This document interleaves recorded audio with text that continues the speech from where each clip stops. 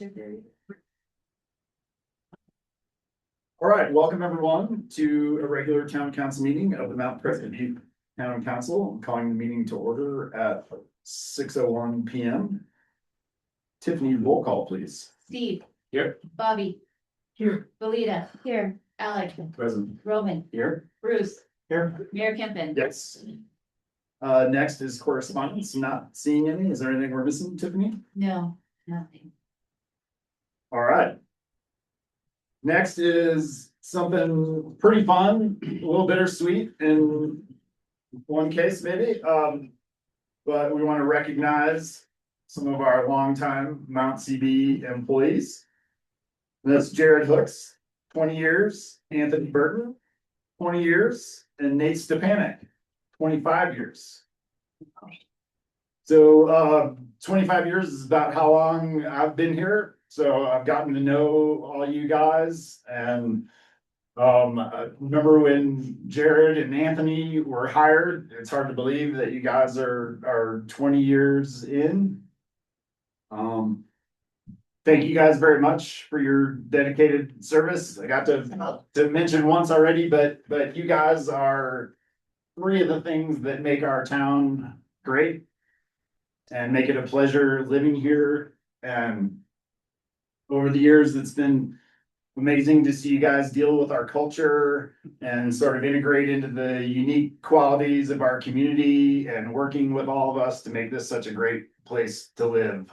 And so I so appreciate it. I think it's probably not something that people think about a lot, and that's like the quality of the police and their community and how that interaction with our community members is such a positive thing and wonderful thing. And I also think about your long tenures and the dedication that takes.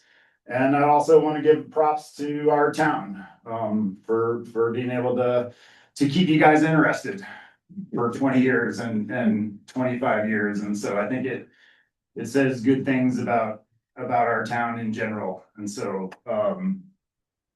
thank you guys very much. And to that end, I have some plaques. Save that one.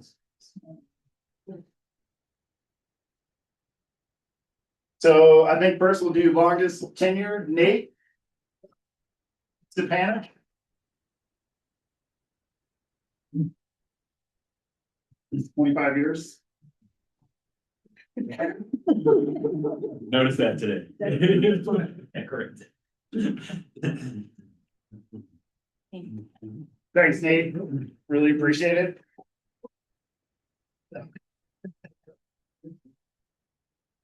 Next is Anthony, Officer Burton.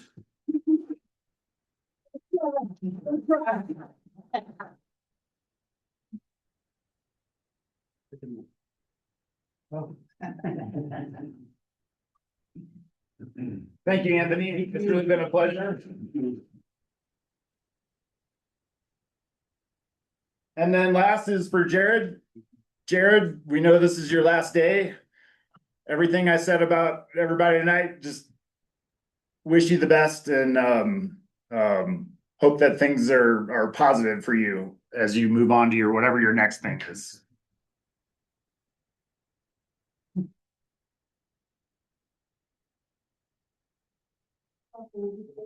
Sure. Thank you guys. Can you yell, I want your gun and your badge? Right now. Last day of the exam. That'll be all time. Great, thank you. Thank you. Congratulations.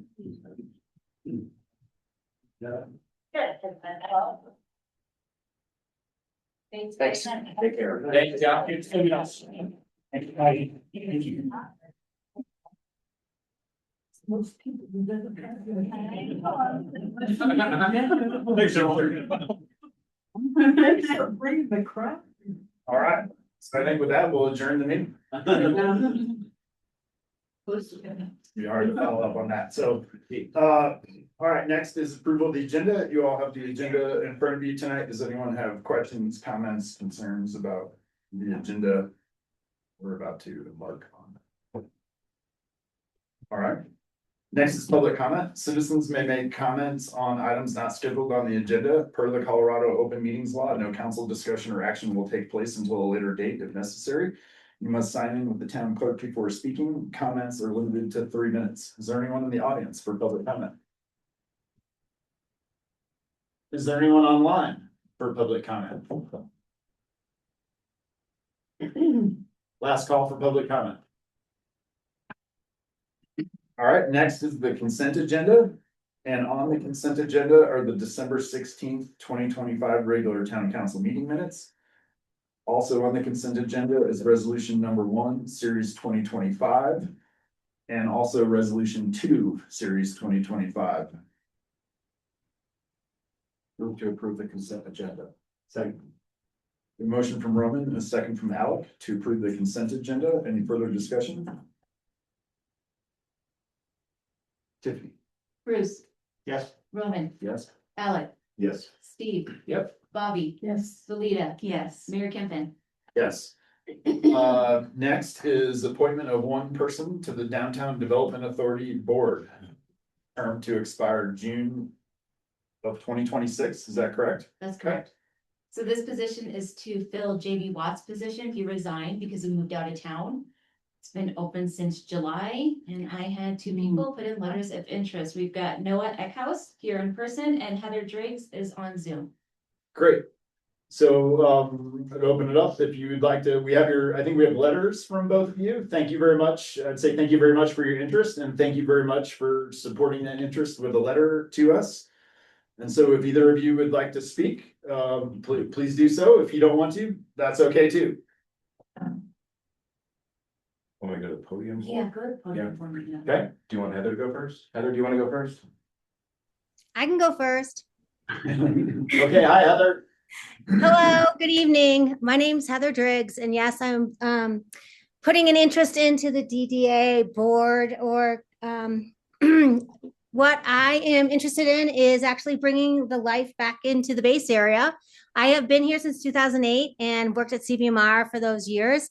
And through all of the trials and tribulations of the Mullers owning the resort to Vail Resorts owning the resort, I've seen a lot of great things and a lot of things that we still have opportunity to act on. And I would love to be a part of this future planning for the base area and bringing it back to life and where we see beneficial, I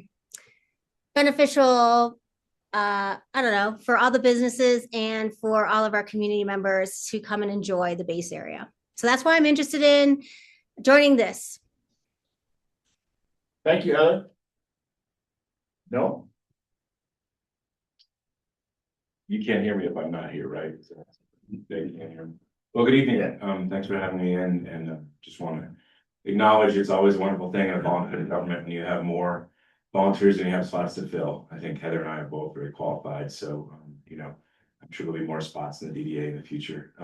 I got really interested in the DDA because A, I live directly next to it up on Treasury Road, and B, as many of you may remember from the Nordic Inn development. So I had spent a lot of time reading about the complex land ownership and land issues in the DDA. I know Gary Kaiser pretty well. That had caused me earlier this year to reach out to him and say, how can I get involved? And so I have a real keen interest in, just as Heather said, in how do we visualize our base area? How does it work for our visitors? How does it work for our residents? How does it work for folks in Crested Buttes, our community?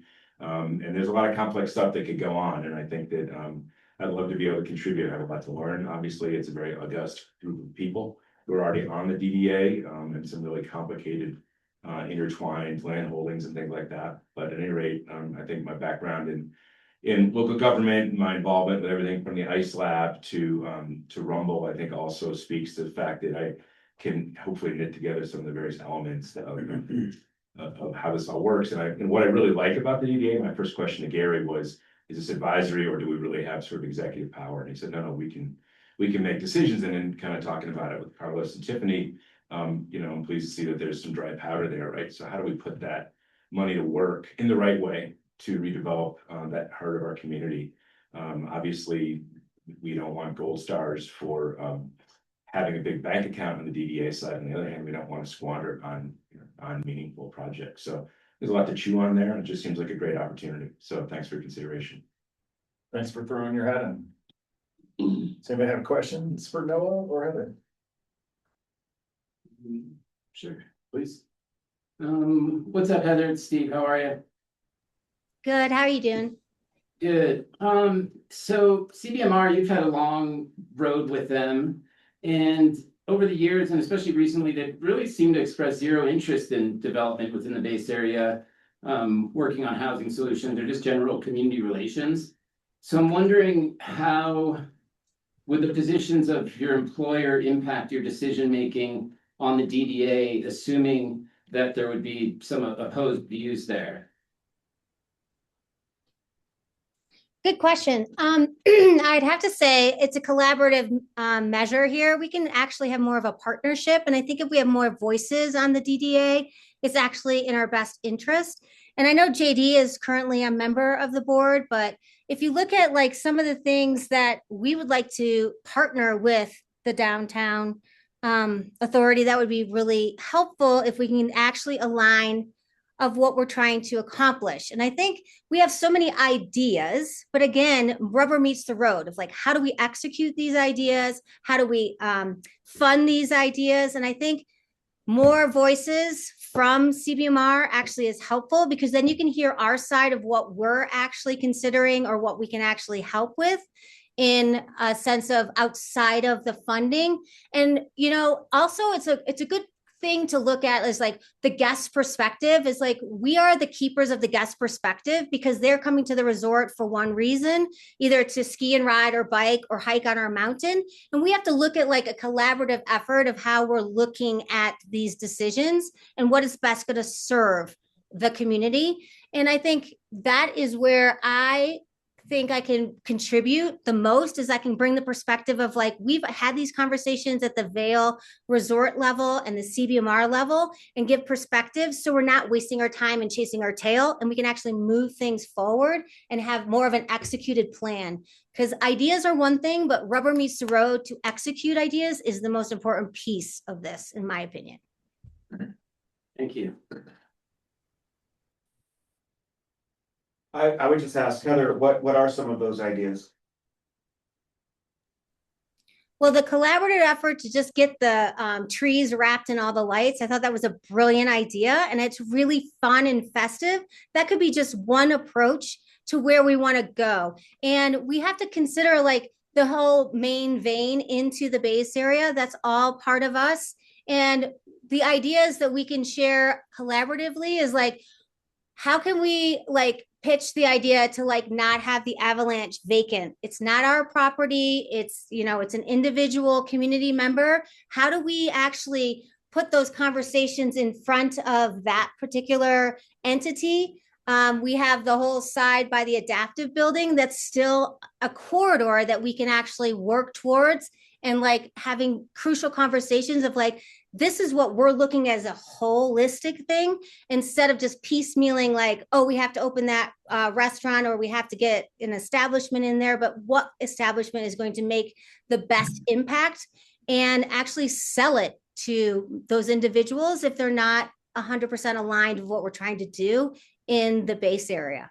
And I think that's the most important part, is like conversations need to be had, but it's like, if we don't have a map out of the logistics of where we want to go and what we want to look like and feel like in the greater good, I think that's where we get lost in some of these conversations. And as a follow-up to that, just with the bigger picture, if I recall correctly, when Vail came into the picture, they didn't absorb a lot of the real estate that the Mullers own, but I believe they retained the Cimarron parcel, where phase 2 of the Lodge Mountaineer Square, is that correct? Yep. And, Yep, yeah. that is still owned by Vail. How does that parcel fit in with the overall vision? Just because we haven't heard anybody talking about probably the biggest parcel in the base area. I personally don't know where that is. Again, this is a good indication of like conversations matter. And this, me being a contributor on both ends, actually can hopefully push this to a greater good of a conversation in the bigger scheme of Vail Resorts. So that is a parcel of land that definitely has been, I think shots have been fired across the bow numerous times and nobody's landed on anything that's concrete and it's more idea based. But I think being the part of that conversation, I think is crucial for the base area. So I don't know what's planned there. I do know it's still our parcel as far as VR and Crested Butte, but that is something that definitely needs to be discussed and leaned on. Thanks. Anyone else have questions? Well, did you? I have one for Noah. Oh, go ahead, you lead with no, and I'll follow up. Thanks for participating in, some of the, NORCAN conversations. I think that's a catalyst for a lot of people to become involved in something. What was your takeaway from that whole process as far as, what you'd like to bring to the DDA area as far as? Yeah, that's a good question, Roman. My biggest disappointment was that we couldn't collaborate because of the way the processes worked, and I've spoken with the mayor about this. I spoke with Carlos and others about it, and I had reached out actually to the owner of that property in Florida and tried to foster a discussion, just as the first packets came out in January of last year, and I was really kind of disappointed that there wasn't an opportunity to get a jump on that and just kind of meet, because I don't think that the neighborhood was or is ever opposed to development of that parcel. I just think it was the way that it all happened, and I understand a lot of it's governed by Colorado state law, et cetera. But that certainly galvanized my interest in kind of how does this all come together, and I always thought it was ironic that, the neighborhood often felt threatened that, if you don't accept this new proposal, we're gonna build a 5-story hotel with underground parking, and we were all like, knock yourself out, that'd be great, so, I thought that part of the discussion was really interesting, but, so I think, this idea of getting conversations started, and really understanding what the stakeholders want, I think a couple of things I want to mention. I'm a member of Gunnison River Partners. Jeff Hermanson's a member of that. I've helped him with some of his deals down at Gunnison lately. I've done complex real estate deals. And so I think, getting people to begin to talk. And then, the other end of the spectrum for me is, for some strange reason, that's my wife. After I retired, I started pursuing other high, lofty positions here in Mount CB. So I worked at the Burger Company for 2 years. And I work now for CBMR on Sundays as a guest services mountain host. And so I really see, all the time what, that winter of 21, when there were kids crying because they just needed to get food and they couldn't get it at the base area, and me being sort of the dad age, working with my colleagues who are my kids' age, but understanding that running a little half cup of French fries to a kid who was 30 minutes deep in line could really help. Just understanding how the base area can totally affect people's day. And last Sunday we had lost kids, we had lost phones, we had lost earbuds, we had threats of stolen snowboards that magically appeared. And so I think there's a lot that we as a community want to see. I think you'd all agree with this, just operating better in the base area, and love to bring some creative thinking to some of the biggest picture stuff. I think the Avalanche property is a great example. How could we lop that off and really redevelop that thing and bring energy and nightlife? And as John Norton always mentions, people dancing in ski boots again. I think that'd be a great kind of addition to what we have.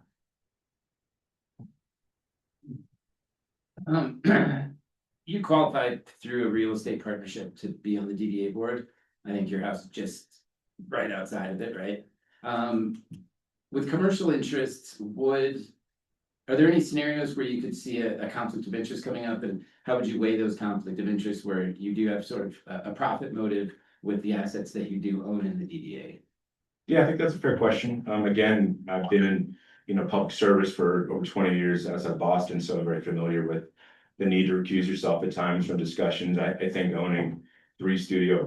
partially owning 3 studio apartments in the Grand Lodge and 1 at 3 Seasons, isn't exactly a massive land holding that will come into conflict with anything, but yeah, I think it's a fair question. And I think, look, I think zooming way out, the public process is super important in every community. And we just saw people who've given decades of service to this community. And it's really important to really go a mile away from any proposed conflict. If that came up, I'd be happy to step back. I just have one more. What do you think the base area needs most? I see it every morning, on Sunday mornings when I work in guest services, right? You do the greet there, right, at the other end of the tunnel, that's where I like to stand.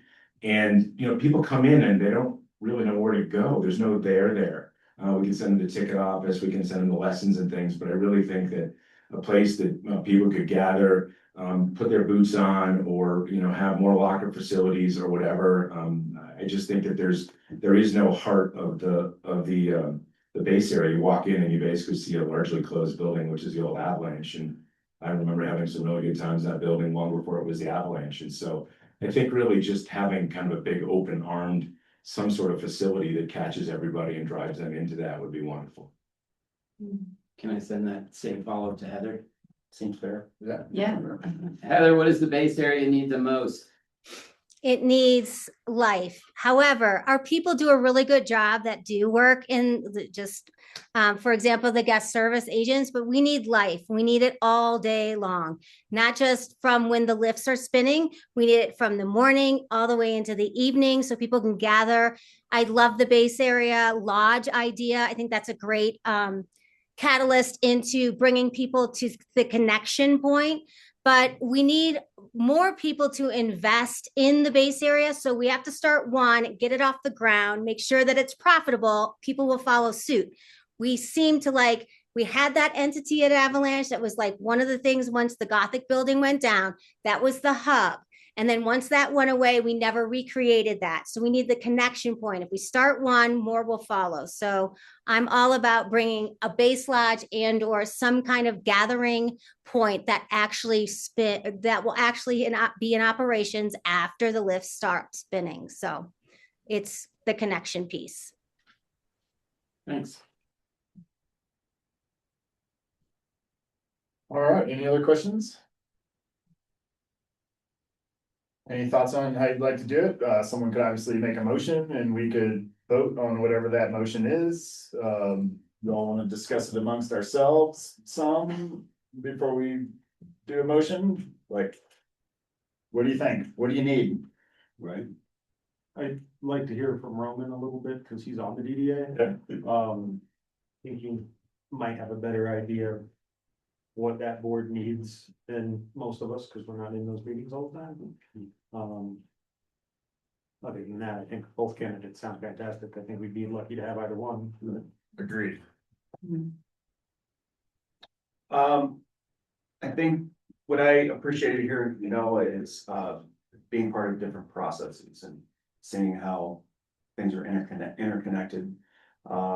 Navigating different relationships, especially in the base area with different properties, is really important and just critical to seeing a vision come through. It is a collaborative process. We went from having no safeguards with our budget to now having a process for people to go through to ask for funds and have some accountability there. And that was a collaborative process with the town staff and the different partners on the board. So I have some things that I would love to accomplish in the DDA, and I'd be really interested to talk with Noah about his perspective of how to accomplish some of those things. What about the perspective of, we do see the DDA as an opportunity to have, continued and increased collaboration with CBMR. And, Heather definitely, comes from that, would be another catalyst to that. Could you speak to any experience in working with JD? And of course, they are two different people, they are two different positions. They have probably two different chains of connection within CBMR. But can you speak to your experience with CBMR's involvement through JD that might be able to demonstrate whether Heather can bring more to that connection? Something Sure. that really are striving to build more of? There hasn't been a ton of meetings that I've participated with JD simply because we don't meet every month, you know, he hasn't been on forever. But I have, enjoyed talking with him about various topics and spending some time after meetings as well. Historically, the DDA has, desired to have, the operations person of the ski resort on the board. You know, you're plugged right into the top person, so all those ideas, all those back and forths, you're dealing with the top person, and Mhm. you know, I think any ideas that the DDA has, would be, I think it's good to be plugged into that person, and I don't wanna say I have, I'm a little apprehensive with having sort of an employer-employee relationship on the board, and, yeah, I mean, we already have a direct line of communication with the decision maker, locally. Well, mind if I ask Heather a question based on that? Yeah, that's kind of an interesting, finer point, right? Like, I see what you're saying, that having, sort of, a larger voice from, CBMR at the table might be useful. But that employee-employer relationship is a specific dynamic. And it, you know, we were discussing conflicts of interest, and, you know, would you mind speaking a little bit about that?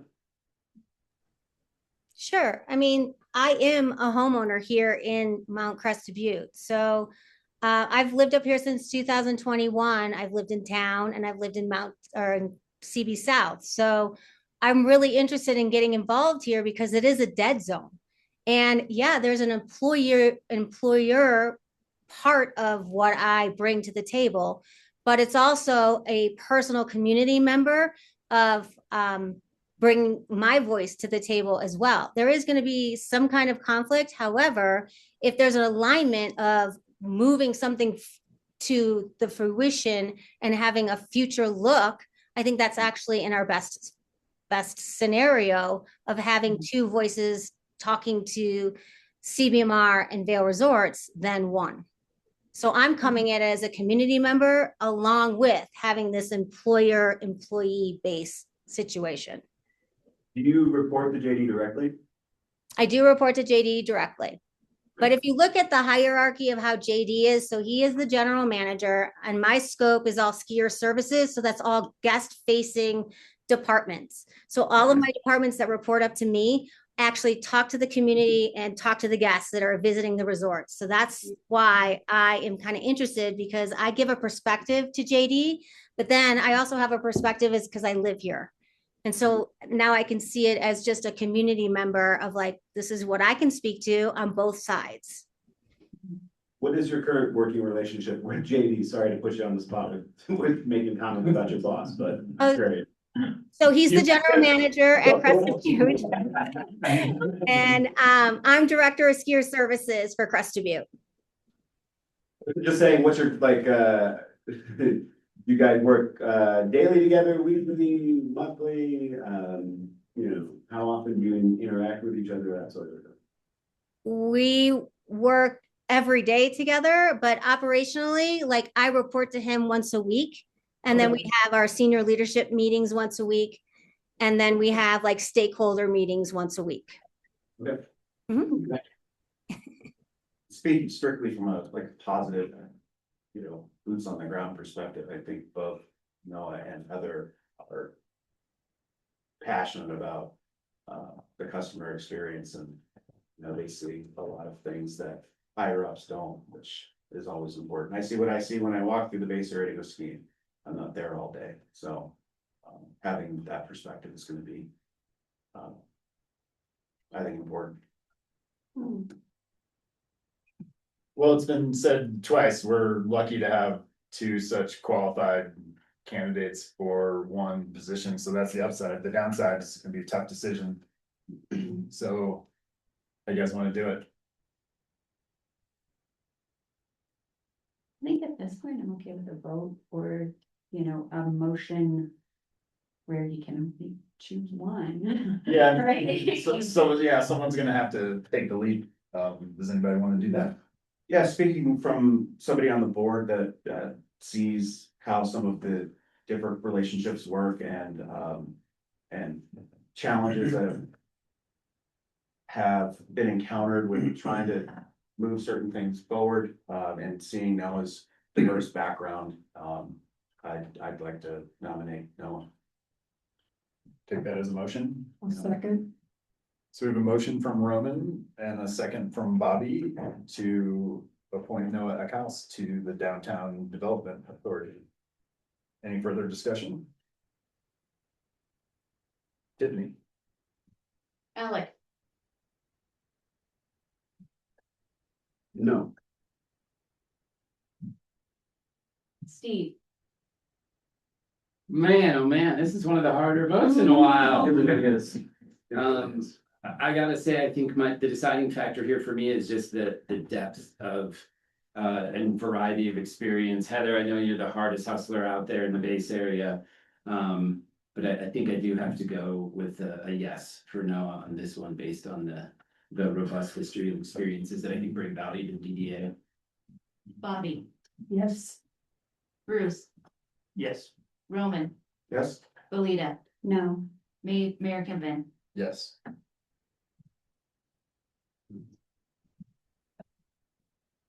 What was the count? I lost track. 5-2. 5-2, okay. Yes, sorry. All right, Noah Eckhouse. congratulations, Noah. Thank you for your interest. And thank you also, Heather. Again, I think you could see by the discussion, it was a really, really tough decision, certainly something that I felt. And so, Noah mentioned these things come around from time to time and would love to see your face next time around. So thank you again. Of course. Thank you, you guys. Thanks, Heather. Thank you, Heather. Thanks. I'll see you at a Monday. I think she's my boss too. Jeopardize my $20. Wondering about that. Thank you, that's a tough one. Thanks, my boss. All right. Next is pursuit of new police office facility authorization from town council. Carlos. Yes, so a staff report in the packet, and the primary goal here is, as various managers' reports over the last couple of years have given you updates of the process of, of finding a new home for the police, to separate them from our administrative operations here at Town Hall. We were looking at remodeling the building next door, and we decided that that wasn't the best option, and we kind of pivoted to pursue a standalone police facility. So the primary goal out here is we're pursuing a grant with DOLA. We've got the grant already written, but it needs a council support attached to it. So we're seeking that support through motion through this agenda item. But also, as part of those discussions, the council asked for an explanation of why we made that pivot from a remodel of the existing building next door to potentially a standalone purpose-built facility. So this staff report mainly tries to summarize that as well. So we tried to combine those two things in the agenda item. I thought that was you for a second. So Carlos, what site options are you looking at for putting this building in? Well, we haven't gotten super in depth, that's part of the analysis, but we potentially look at a scrape. Still look on the town hall campus, it's a relatively property. It's a relatively large parcel. There's potential for TC1 Matterhorn lot, potentially. We'll explore private options, potentially an option in the North Village. We can create a partnership there. So this first analysis will be to identify what those places are, and those are the first few that we're throwing out there. Thank you. Yeah, so the first step, the grant would be to fund a study. For one, a needs assessment, find out what the needs actually are, and then do a site analysis to determine where those needs can be met. Yeah, just before I forget, I think CB is going through a process for their police headquarters as well. And so just throwing it out, Yeah, I know we're different places, but yeah, they're doing something, I'm not sure Nate would know. I think it's more of a remodel than a, I Yeah, think they're gonna use the existing location, but expand it. believe so. But anyway, some needs, Yeah. things like that might be part of it. the grant, they've got a grant, but their grant is not for the remodel, just clear. I think it's an administrative grant similar to what we're applying. How much is the grant for? I believe it's up to $40,000. And that's just that there's no match. I think there has to be a 50% match. Yeah. Okay, I'm just seeing something different in the memo. It Yes. says, next steps being, we're gonna look into things versus, it sounds like the. Well, looking into things would be that study itself. So Right, apologies if that wasn't clear. so by approving this, we'll be essentially approving another, like a $40,000 match, right? Up to. Okay, okay. I would say you would be, if you blessed it, if you will, you would be allowing us to pursue the grant Yeah. to do. Oh, I thought you said you already applied for it. We have the grant written, Oh, okay. but it requires council's sign off, so that's what we're seeking tonight. I move to direct staff to continue investigating the needs and location for a new purpose-built police facility. This includes pursuing grant opportunities for studies, analysis, design, and construction. Second. A motion from Linda and a second from Steve. To continue investigation and pursue the next steps for a new police station. Any further discussion? Tiffany? Roman, Yes. Alita, Yes. Alec, Yes. Bruce. Yes. Bobby, Yes. Steve. Yep. Mayor Kempin. Yes. All right, next is Town of Mount Crested Butte, Colorado Employee Down Payment and Refinance Assistance Program, also Carlos. Yes, it's probably fair to say Carlos and Nick on this. Nick was a Okay. big part of putting this together as well. Hi, Nick. Introducing Nick Hi, again on- everyone. Happy New Year. on I the don't know screen. if January 6th is too late to say Happy New Year, but Happy New Year. Happy New Year, right on the cusp.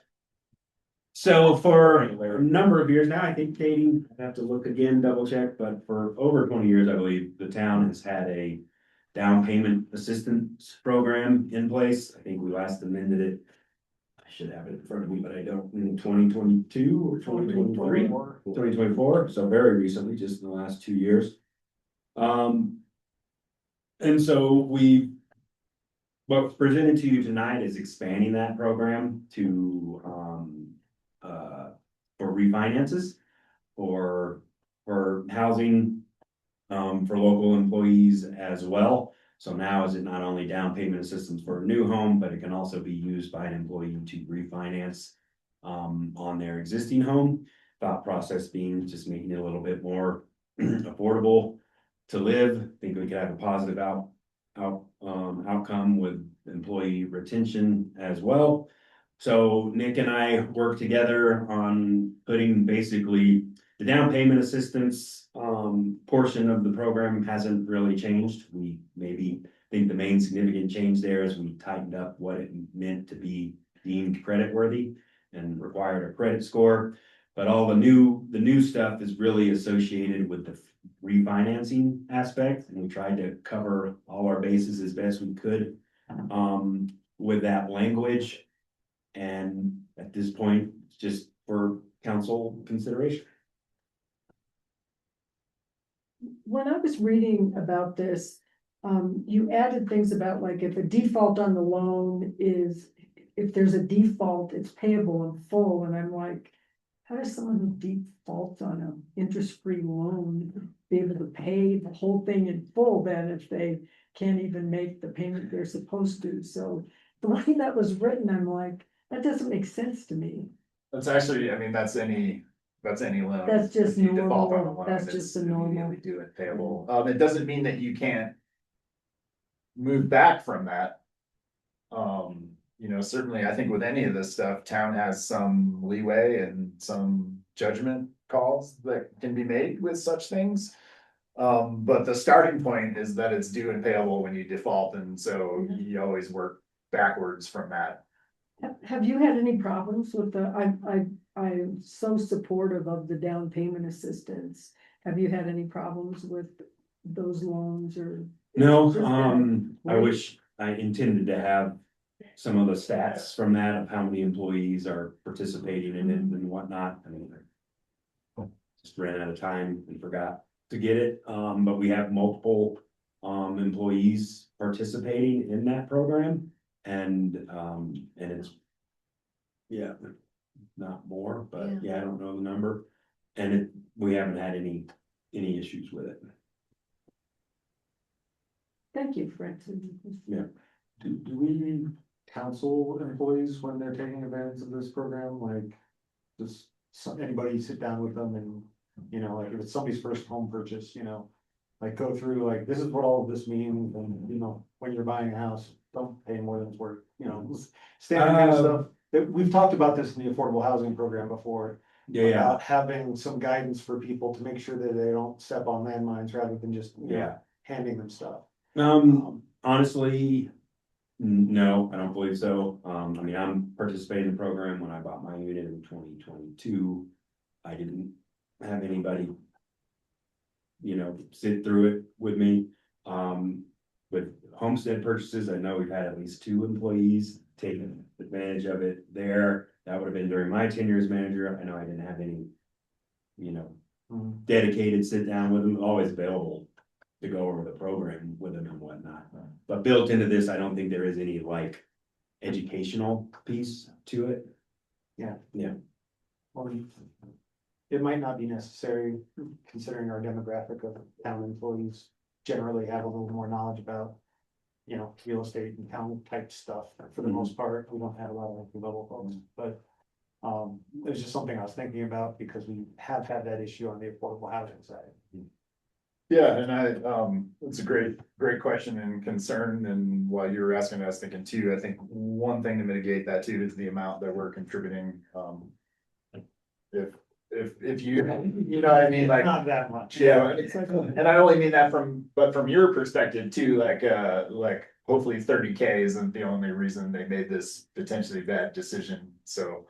Yeah, well, and I think it's really important that they understand if they part ways with us, that they have to pay that back within 180 days. Absolutely. That's the biggest caveat I saw in this, is like, that's not easy for anyone to just pull 30K out of nowhere, so. Yep. Hopefully they've already paid half of it back by the time that happens, and they only gotta find 15K. Or, you know, do another refinance or something like that, but, yeah,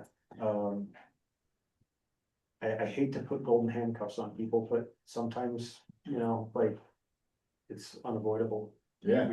Well, we have, to that point, something we discussed, you know, we have discussed in the multiple amendments of increasing the, you know, the loan, maximum loan amount, and we decided against it because, you know, like you say, you know, thought about doubling it to 60,000 and asking for $60,000 at the end probably wasn't a realistic ask, and I think by golden handcuffs, you meant I also don't want to hold employees hostage through having this loan as well. So that's in part why the number is $30,000. Yeah.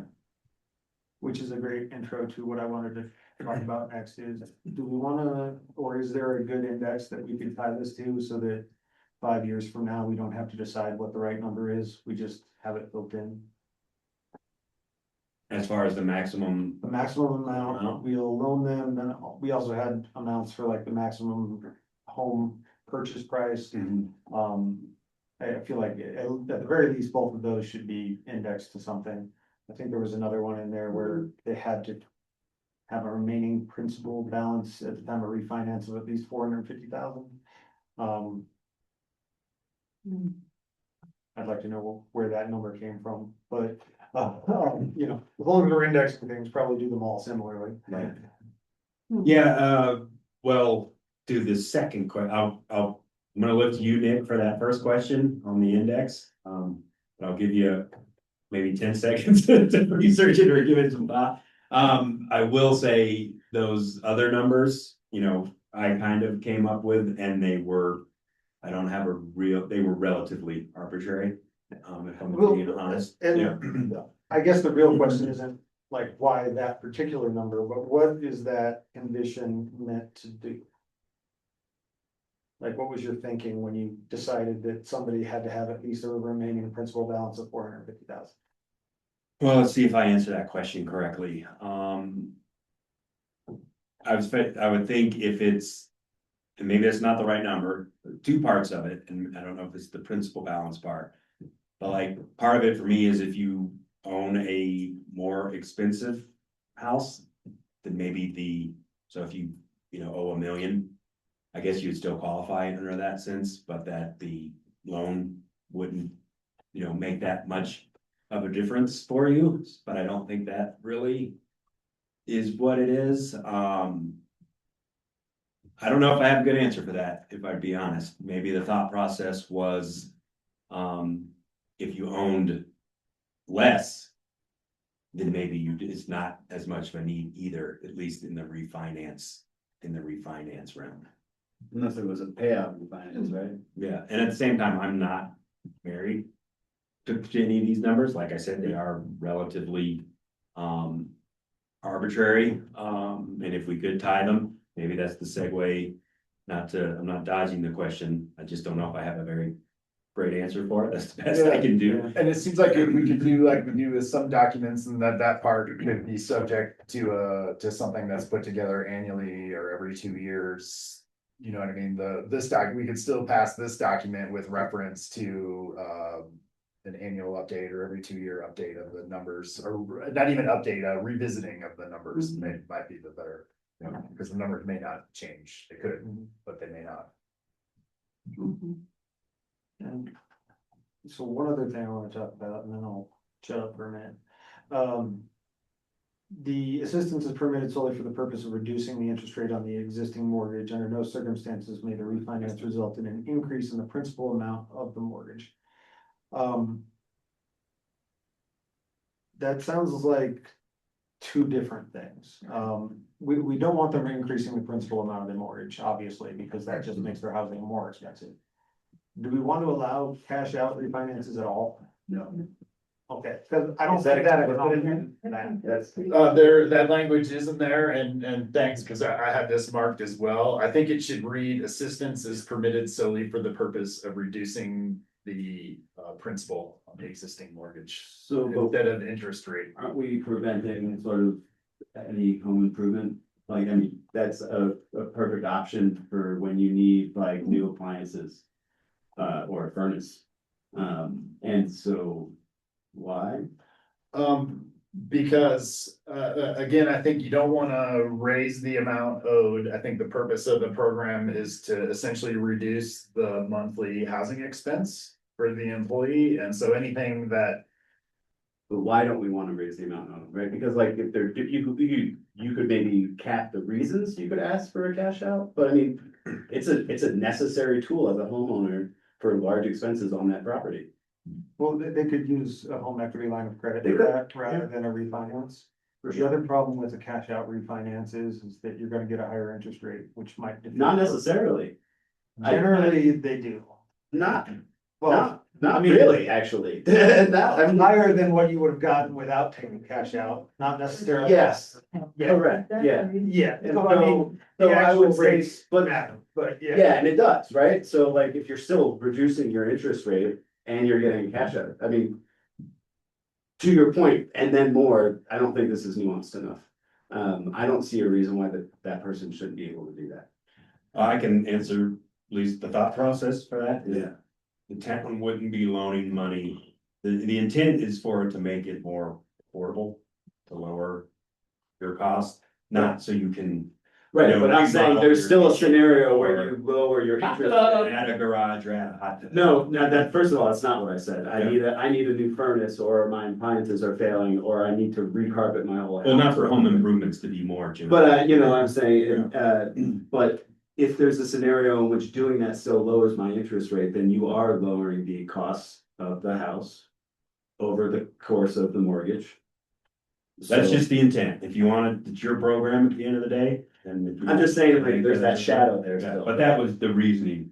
Yeah. Behind it. Well, you all can ponder that for a moment. I had a couple other questions. Is somebody else in line for? Well, there was Roman sorry, Roman. first part of Bruce's question that I think Nick was Yes. going to answer. More than 10 seconds. Yeah. This should be good. Like with our deed restrictions, we usually just tie annual increases to the consumer price index for the Denver, Aurora, Lakewood metropolitan area. So that would probably be my recommendation here if that's what we wanted to do. Could easily be included in a motion if that's the desire we have. That makes me happy. What is the exact terminology? For the motion or No, for the, the housing maximum It- cost and the maximum, I guess, how would we relate the maximum principal balance to that? Probably be like a percentage or something, huh? yeah, the, Go ahead, Nick.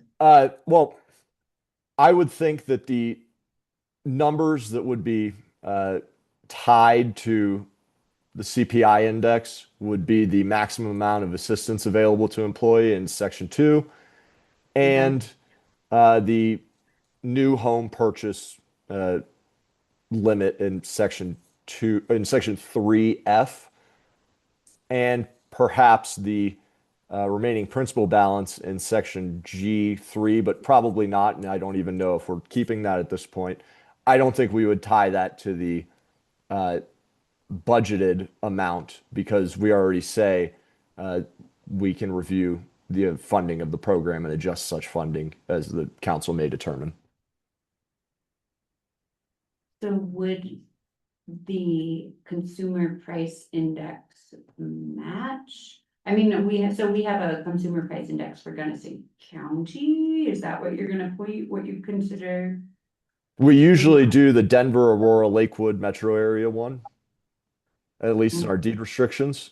And it would just, if it's 3%, the amounts would be increased 3% over year, or whatever it is for that year. Well, to continue on with, if Gunnison has its own, why wouldn't we attach it to that one? Why would we be doing a metro area in the Front Range? I'm just going off of memory of what we've usually put in restrictions. I believe it says Denver, Aurora, Lakewood, but Carlos may have a copy in front of him and he can pull it. Thank you, appreciate it. Well, homestead deed restriction is certainly Denver, Aurora, but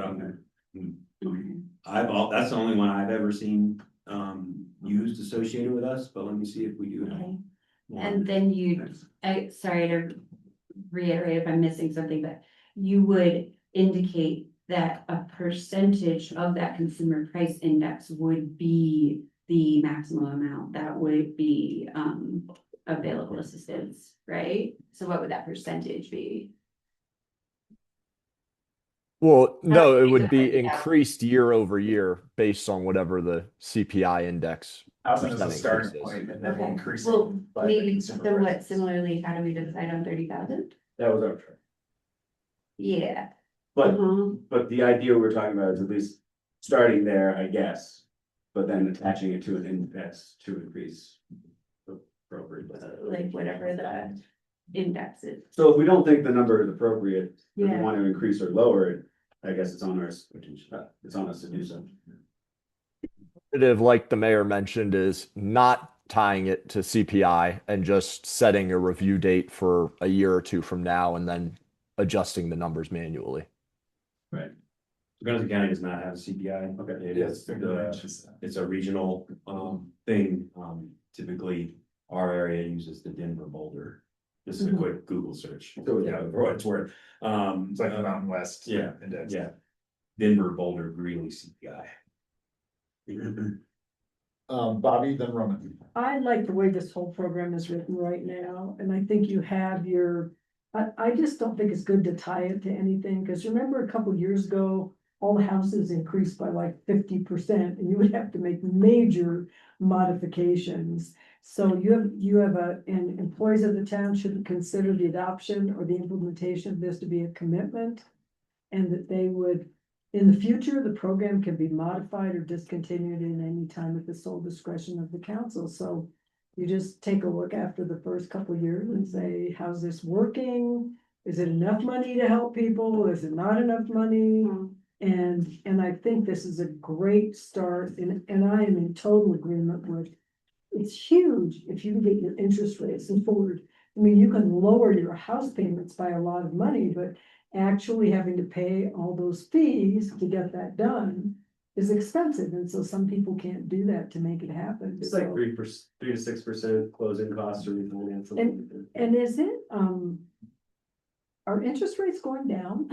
Right now, Yeah, yes. so I'm not sure why Like we've anybody never would seen before. refinance now. I mean, I remember when my neighbors refinanced to like 2% Yeah. not too long ago. Right. But now interest rates are just up and up, so I'm not sure how many people would take advantage of this, but I think the intent of this is great. Roman, and then Luda. I just had some nuts and bolts questions, about this. Has there been a demonstrated need for it? People been asking for this? We haven't really shared it to all staff, but certain staff in the know. 2 people have expressed potential interest in it, and I will say how this whole process started. Was an employee asking to utilize the down payment assistance program for the purpose of a refinance. And we told them the program as written didn't allow that. And that's what caused us to explore the opportunity of doing this. Then, in the unlikely event of a default, what's the penalty program, other than just putting a lien on the? It's 8% default interest. I didn't notice. And then a promissory note and deed of trust, which is the same as any other, which is the same as your bank loan that you're using this to help with. And so the town, other than being in second position, which is something to note, by the way, second isn't nearly as good as first. That's just the way it works. But that's the risk that the town is taking, being in second position, and I could speak for an hour about scenarios where second position. Yeah. So the town is taking a risk, certainly seems worth it, but to get back to your question, Roman, it's the town essentially stands in the same position as really any other lender. They can foreclose on the deed of trust and take the property back, or to get paid back. They can charge default interest. They can choose to wait, same as any other lender. That's why I was mentioning to Bobby, you kind of start with the most onerous and harshest thing, and then everybody can work back from there. Occasionally even someone in default on a mortgage with a big bank, the big bank might say like, oh, it's better if we just give you some more time, or refinance it ourselves or whatever. And so I think it's again, just the same as any other lender, the position. I will say 8% default interest is very, very low, reasonable. That's a great default interest rates, like on a normal bank loan, are gonna be like double that. So it's incredibly favorable terms, and I was thinking about the golden handcuffs, and it seems like you could have a golden platter that then became golden handcuffs. But it is a golden platter. It's a interest-free loan. It's a pretty nice thing. If it fits your fits your overall thing you got going on. So, And any pause for a 15-year repayment? 17 deferments. Yeah, or 17, does that seem too long? Not for the amount. What's that work out to a month? 200 versus 310. 200 for 15 years? Yeah, my question was around when, Bobby, I understand your concern around wanting to change or needing to change the language and you're like, well, right. I actually thought about it in reverse where we want this to be applicable to the environment that we're living in. And so like if home prices do escalate quickly, then we still want this to be applicable to our staff, our staff and residents. However, I guess then I got thinking about it of like, how quickly does our budget rebound? And therefore, how quickly, could we actually offer more money? If like housing prices drastically change. So, and in which case, maybe we don't want to tie it to an index, but I thought about both sides of it. Yeah, and hearing you, I'd again, make a case for my suggestion that, that it get reviewed on some sort of annual basis or whatever that time period is. It seems like the people who are best in touch with like what our market is and housing costs are probably right here. And yeah, Can we, I don't know if Carlos can maybe. Well, that. I think we've talked, I mentioned this earlier, so sorry for repeating myself. I don't know if this is the best answer. But recently we did talk about increasing that amount. And I think we didn't do it, multiple reasons, increases the exposure of the town. And then also it's that golden handcuff Okay. part of it, in both, and it's also the part if the person, left the town. So it's holding them, it's, I don't want to use this term, but it's the only thing I can think of, holding them hostage, just I've already used it, so I guess it doesn't matter. For owning, for if they leave or not, I want to leave, but I can't because I owe the town, Sure. Okay. But if it's more, like 30,000 is one thing, but if it's 60,000, because I think that was the number we bandied about. It's like, that's a whole lot, another ask for somebody. And it's also, the town probably won't realize that so we're creating a program with a stipulation that probably most people wouldn't be able to meet. Tiffany raised the point of that 30,000 has probably been in there from the inception, so this supports some of the thought process here too.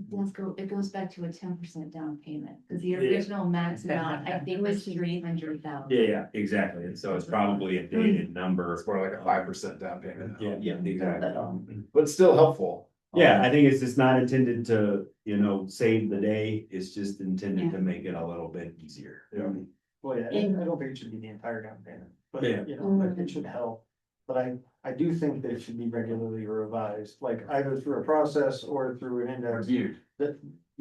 Reviewed, or at least compared to an index and saying, if we want $30,000 from last year to be the same as $30,000 this year, it's actually gonna be 30,500, like just something to keep the benefit roughly the same, rather than letting it taper off into oblivion. So I think that is built in I did get that. to the, to the document. It's just a matter of creating that program to bring it back to you on a Yeah, annual, every 2 years, however. you Yeah. wanna Do it really.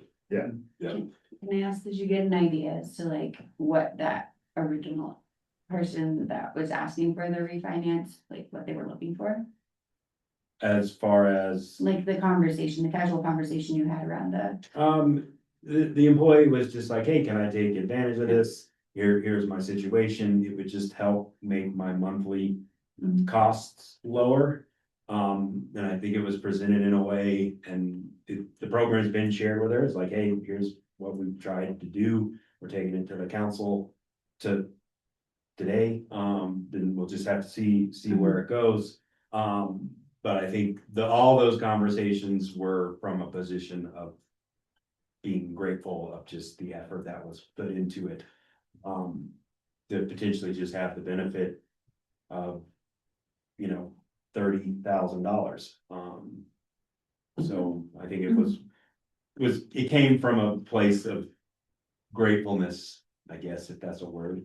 Yeah. And just hoping to take advantage of it, but she's in a slightly, this employee was in a slightly different position as an owner than than someone looking to buy. Yeah. Yeah. And the existing program was only for someone looking to buy. Since we're getting out of that, only people looking to buy thing, do we need to put any limitations on how often you can do this? Well, I think it's only do it once, you can't double dip, so you can't take advantage of it for down payment assistance and then refinance and do it again. So some of those things are built in. Did I answer your question? Yeah, if it's built in there, I just didn't. Yeah. You can't own two properties. Yeah, I saw And that. so it seems like the one anomaly would be if someone bought a house, used the down payment assistance, and then sold their house to move to another qualifying house and asked to do the down payment assistance. Then I guess that's maybe the one thing that's not covered, or is it truly just one time period? Oh, well.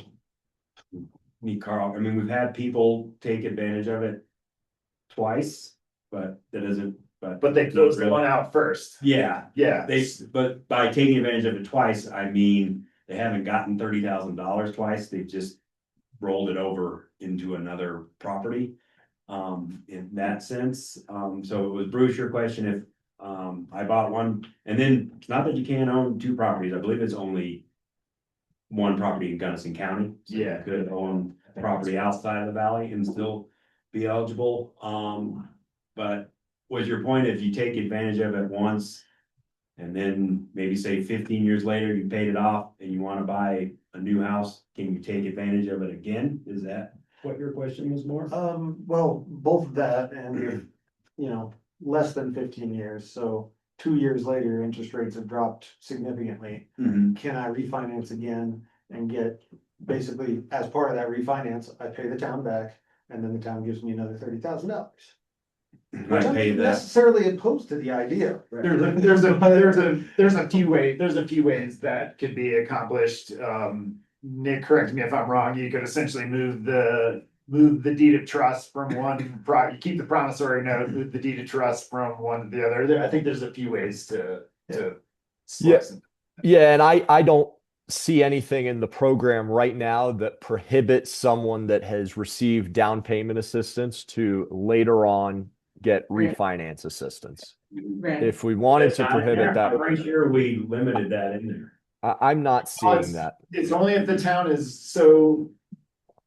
So if you own a property, you have a first mortgage, you do down payment assistance.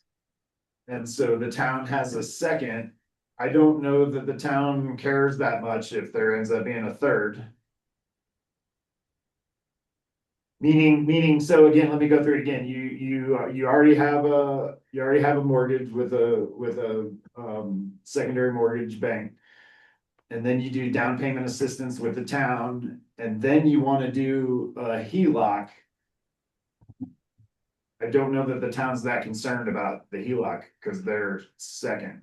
And I'm sorry, I actually have to adjust my finding there.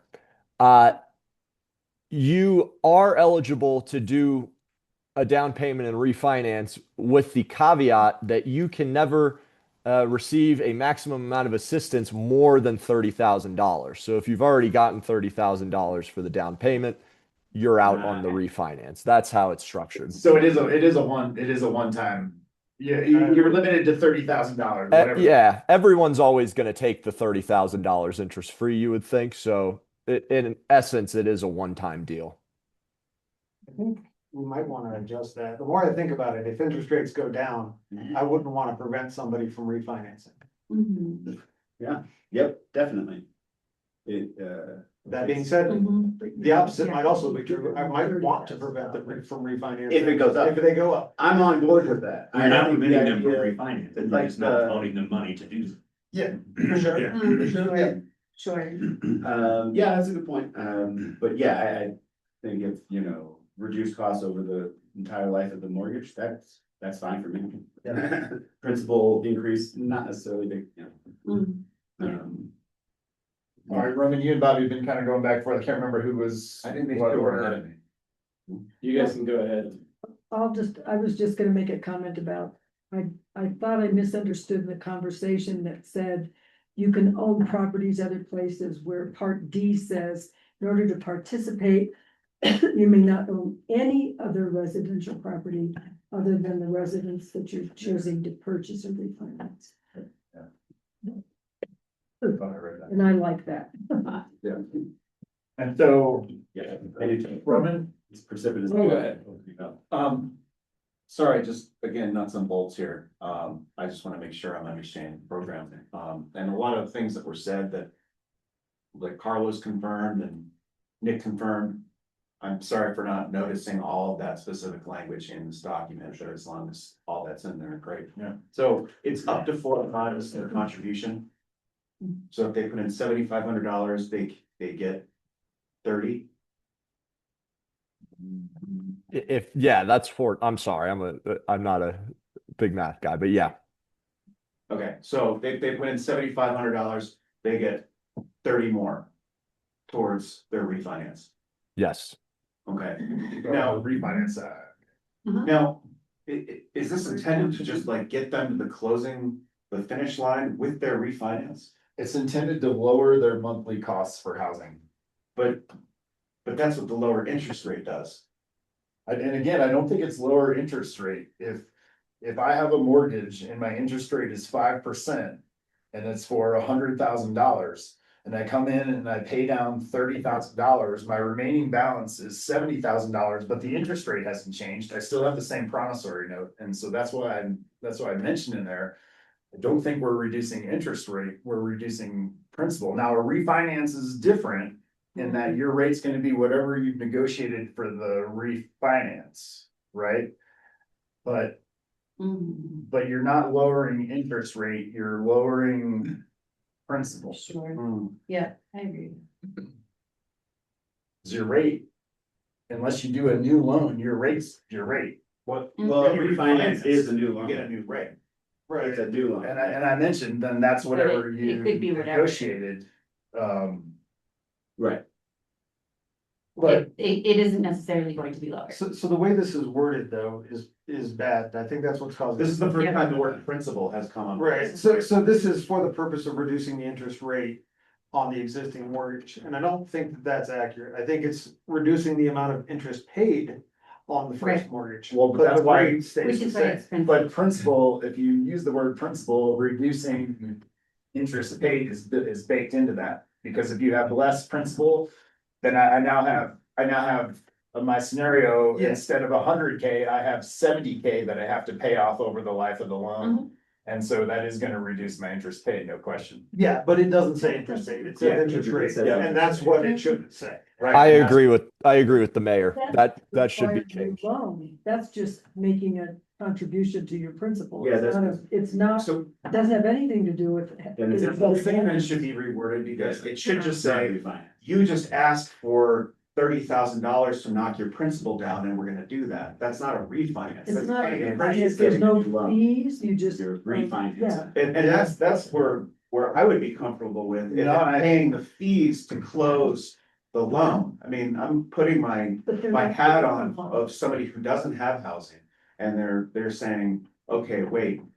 So taxpayers subsidize the building of a unit.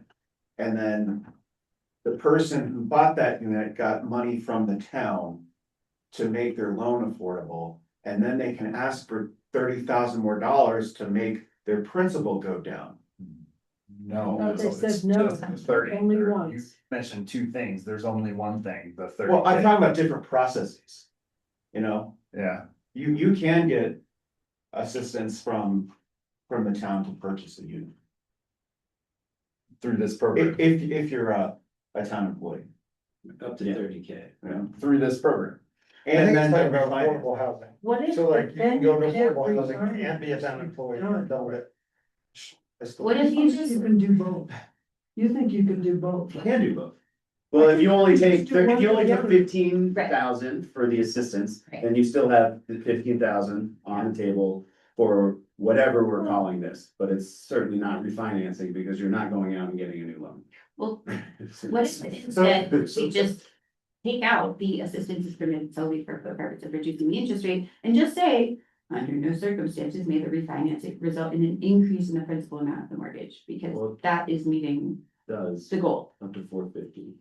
So, I'm sorry, So you're on this. No, no, so let me ask you a question. So you're talking about, because I think that's what Bruce said, you're talking about someone could get like say homestead units were still available. You're saying someone could buy an affordable housing unit using down payment assistance, and that's a double. I'm gonna pivot, I'm gonna pivot on this. The word refinance shouldn't even be. in Yes, this I document. agree. That might be confusing. Maybe, Oh, yeah. maybe what we're really talking about here We've is, been doing this for a half hour, I thought we were talking about refinancing. Refinancing, yeah. well, but this is only a this program exists right now. Yeah. And is being. For new used purchases. For new purchases. Yeah.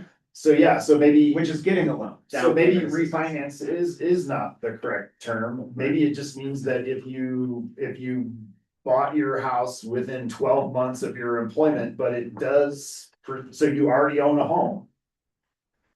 Then you can still take advantage of the $30,000, whether it's refinancing or just a principal reduction, a straight up principal reduction. Here's a $30,000 loan with a second mortgage and deed of trust. And then you can take that 30,000 and pay your big bank, and then your principal is reduced by that amount. Like, it might just be semantics. Then this document doesn't say those things. Agreed, and So then I don't know how we can vote on and it. it sounds like we got a couple of things, like how we're gonna adjust, if any. And then I'll just jump in real quick with some nuts and bolts. I don't Yeah, wanna cut no, you I off, mean, but all nuts and bolts right now. But I'm sensing that, Nuts. like, we might be taking another look at this anyway, and so I'll throw out a couple things I wanted to talk about.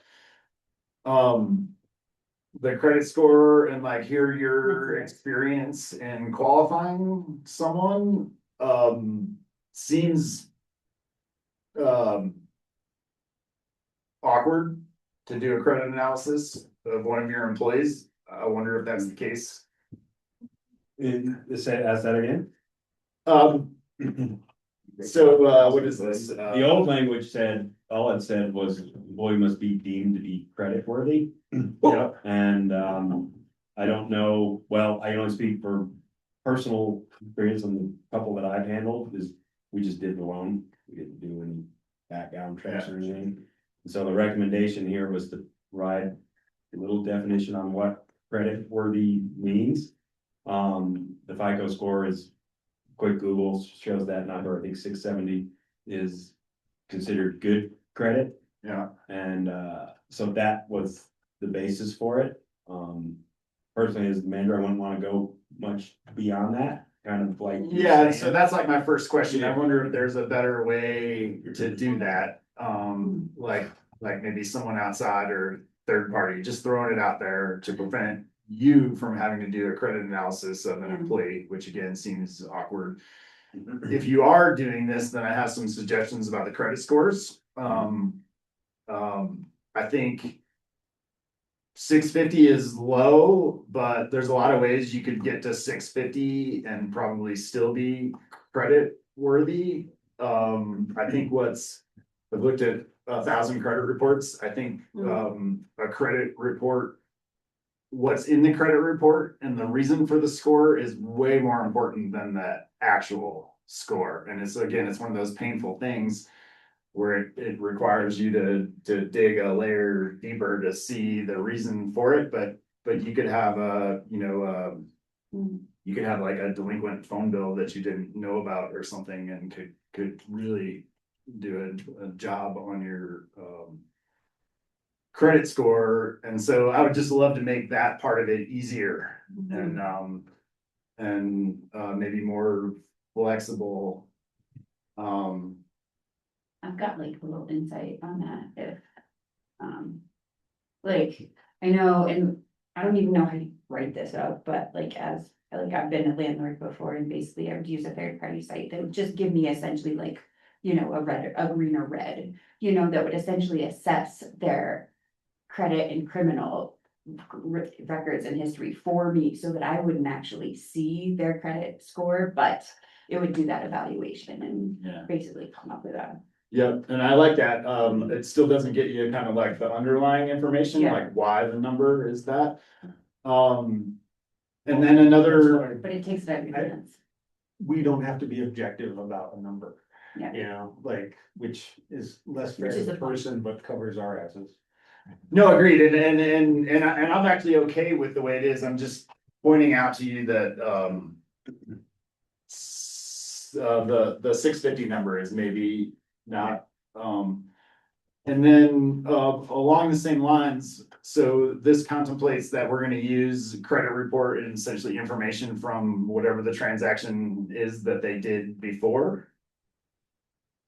So the language in here says that, the applicant shall provide a credit report and loan application and all that stuff from the loan they just did, or the loan they're about to do. Yeah. In the case of new home purchase. And so, you know, there's 3 credit reports. Most banks use what they call like a tri-merge, and that's like a combined report for all 3 credit reporting agencies. But oftentimes those numbers are all different. Each credit report will give a different number. And so again, if we're gonna, I actually would advocate for going back to the way it was, deemed credit worthy, and then have the flexibility to do that. But if there's gonna be this credit report thing, then the thing we're gonna get is a try report. And so then we would need to know which number we're gonna pick. Are we gonna do an average of all 3? Are we gonna do the lowest? Are we gonna do the middle one? Those are all approaches that different lenders take. Mhm. You could also say if it were attached to a new purchase or a refinance, then you could say, well, if they getting that loan, somebody's deemed them to be credit worthy, and that's good enough. I don't know. I'm just thinking Well, out loud with I that. think that's why I like To make that process easier. 2008 would have got us. Yeah, I mean, I think that's why I like deemed credit worthy, and maybe that's another part of this that could be updated without having to put it into this. I don't know, but I just wanted to get that stuff out. Credit scores are tricky. Steve, you've been waiting patiently. Sounds like sounds like we probably need to refine a few points on this before motion, would be my guess. Sounds like it. So. Yeah, That's and fair enough. maybe we can summarize that. I do wanna, say some apologies. There were previous drafts of this program that had language that just can't own any other property in Gunnison County. And you can't, employees may receive for either a new purchase or a refinance, but not both. Down payment assistance and refinances cannot be combined. That language did not make the final draft, so earlier when I said that stuff was in there, it is not, but it was in prior drafts, so apologies for misspeaking. Let's just, Yeah, sure, go ahead, Bobby. I just have a real quick question. Who's the banker for all of this?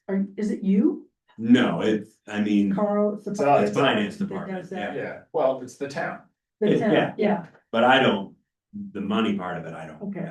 but it's the town. okay. So the town is also a bank, Yep, because they're loaning got money. it. We're the lender.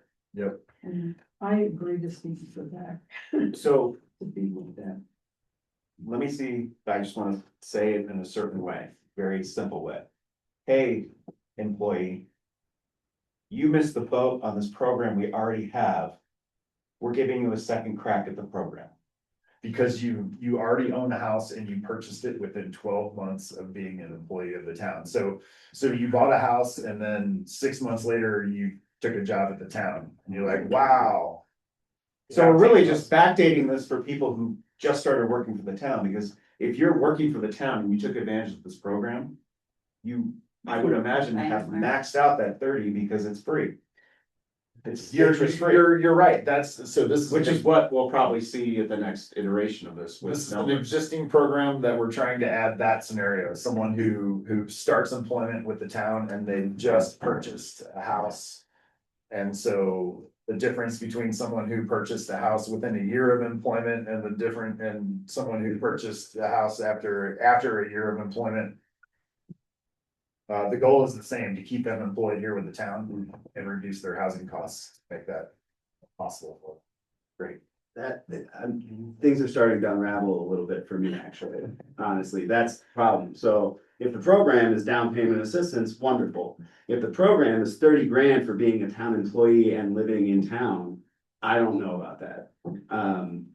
There's gotta be something more. And so that's where that's where it falls apart for me, and me getting stuck on it being a refinancing program.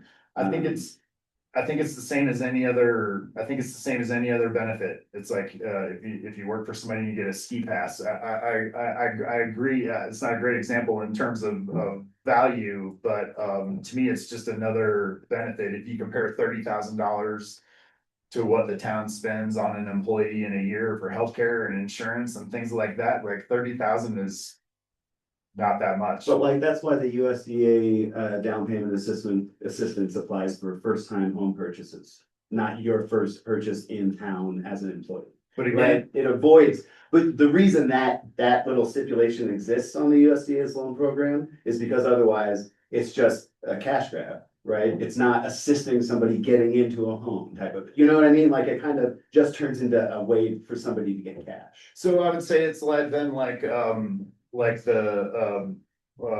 was it green heat or whatever, like it's designed to, like, you already have a house, but there's a possibility that it's expensive and it's a struggle for you, and so that might lead to you leaving Gunnison County to go somewhere else where housing is more affordable.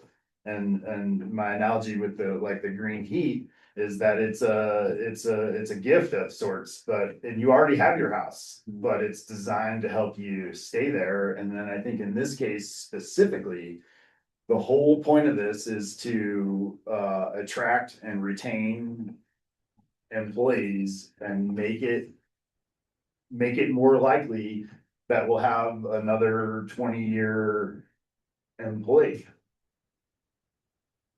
Green Deed isn't even a loan program, that's a cover against a grant. It is covering the expenses. Yeah. Right, it's covering expenses. Well, it's One covering thing- the cost of using assessment and doing. Right. It's a 1-for-1 is I guess what I'm saying. So it's like, whereas this is sort of like 30 grand, when do you want to apply it to your mortgage, the overall principal of your mortgage? Slightly different there. I'm sorry, Steve. Oh, good.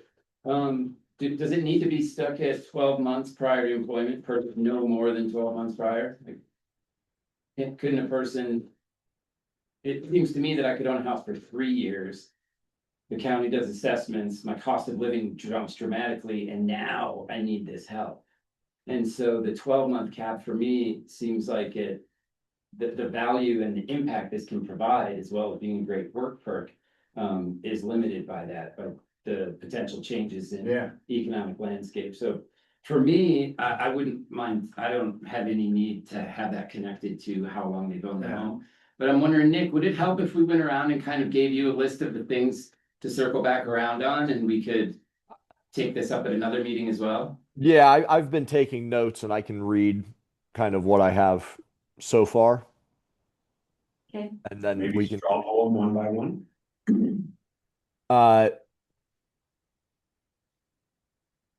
one thing I'd like some direction on, it almost sounds like the program is really the town of Mount CB employee down payment, principal reduction, and refinance assistance program. True? Yeah, I think so. So we've had some semantics here, but sure. Okay. For 3B, we can either revert back to an employee seeking to utilize the program deemed creditworthy by the town for participation in the program and leave it there. I also thought we could say deemed creditworthy by an agency designated by the town if we are going to use an outside credit agency. That- Carlos, do you feel weird with that credit component? I know Nick was kind of pointing out the awkwardness to it. Do you feel uncomfortable with it? Depends on how deep it goes. I wouldn't want to go too deep. I would just say show me your FICO score, and if it's the number, then Yeah, that's in my mind how I would operate it. Credit checks not routinely done in Colorado before employment, like, I feel like I've had a credit check done on every job since I worked at Burger King. That's why I'm unemployed. Credit check? Don't do it. Credit check? Why would we do a credit check? It's, I don't know. So I've you're, had credit checks, background check. That, well, that too, but We don't do well, maybe it was because I was. mostly working we for a don't do bank at background the checks, time, but- only for certain employees. Certain positions do we do background checks on. They look really. Again, I like the town deeming them creditworthy, and then I think that outside of this document, the town can then decide how it's gonna analyze credit, whether it's gonna do it in-house, whether it's gonna do third party, maybe it's on a case-by-case basis. It's somebody you know, and they have an 825 credit score, and you're just like, cool, and then you get another one that's 650, and you're like, oh no, we're gonna have to dig deep on this one, and maybe you farm that one out, or you get advice from a banker or whatever, and town could decide how they do that. And just to clarify too, because I'm feeling a little dumb here, we're leaving refinance on because we're gonna allow somebody to take that money and apply it to closing costs on getting a new mortgage with a lower interest rate. Why? Again, here's the semantics Giving thing, 5 points down. here's the semantics thing, though, I think it's just principal reduction. Then we gotta remove then it's not refinance, it's down payment assistance, principal reduction. Or we allow them, and I'm on board with the idea of them taking that money to do a refinance. As long as we're talking about an actual refinancing. As long as there's any conversation in this document about an actual refinancing, that's great. If not, we should just remove it. But I don't see a problem with allowing, the remaining $8,000 or something like that to go towards the 6% closing on a refinance. And again, to wade further into the semantics, if you have an existing loan. But that's principle. I get that. I get what you're saying. No, but I'm saying, this is the semantics part of it, if you have an existing loan. And town gives you $30,000 to pay towards that loan, and that just reduces your principal from X to X minus 30. Right. That is a refinance of sorts, like to get But really, it's not you're not getting a new loan to adjust that amount, right? you are getting a new loan. You're It's getting- not a new loan, right? You don't have I think to the apply life for a person would not think that loan. would- Getting a new loan from the town, for which you are. But it's not a new mortgage, I guess, to be specific. You're not getting a new mortgage on your house. You're getting a loan from another person It that is goes a new towards. mortgage, the promissory note and deed of trust that the town has for your $30,000 is what you refer to as a mortgage. It does not dissolve the It's on. Financing again. Yeah, it's fine, then it's definitely not a refinance. The old mortgage that you have, that doesn't go away. You So still if have you- that relationship with your bank. I'll get picky with you guys on the semantics since we're doing this. Yeah. If you have a loan for $100,000. Yeah. And now you have two loans for $100,000 to two different people, that's a refinance. It's definitely not, it's just two finances. Well, yeah, I feel like you got a new credit card, I'm not refinancing my old credit. No, you're yeah, no. Yeah, sorry. But if you take out a loan to pay your credit That's- card, then you have refinance, at least within your person. Sure, you have. The new loan. It's super, yeah, I I'm think you're sorry. using the term refinance as a term of art and not what it really is, and anything that's refinance. It's not an art. What I'm getting stuck up on is the idea that I have a mortgage with the bank that I'm paying down for my home, right? And when I enter into this relationship with the town, nothing changes in that relationship. I don't dissolve and pay off. It's $30,000 left. But I don't dissolve that loan by paying it off in complete and then get another loan, which is what refinancing is, right? Yeah. It is another loan, No, it's because not. you have a It's an second. additional, it's not get rid of the first and then get the second, it's one and the other, so that's why it's not refinancing. It's Okay. I think it's pretty straightforward. Can we then say, is there ever a refinancing situation where you are not reducing your principal? And if so, then can't we just say like, or principal reduction mechanism and just take out refinance altogether because it doesn't have to be a refinance. That's Like what what we're saying. I think we're semantics. Well, except that there are some people Or we on just- council, who would be open to the idea of allowing somebody to take that remaining money to help with like closing costs on a refinance. Because when you refinance your mortgage, Straw poll, I'd like it's to see 3 that to included. 6. It's, That's it's, 2, it's 3 to 3, 6. 4. Great. I think we're making progress. Nick, you caught So that? that's a 3 to 6% on the Sure, I new. see what you're saying. Well, Yeah.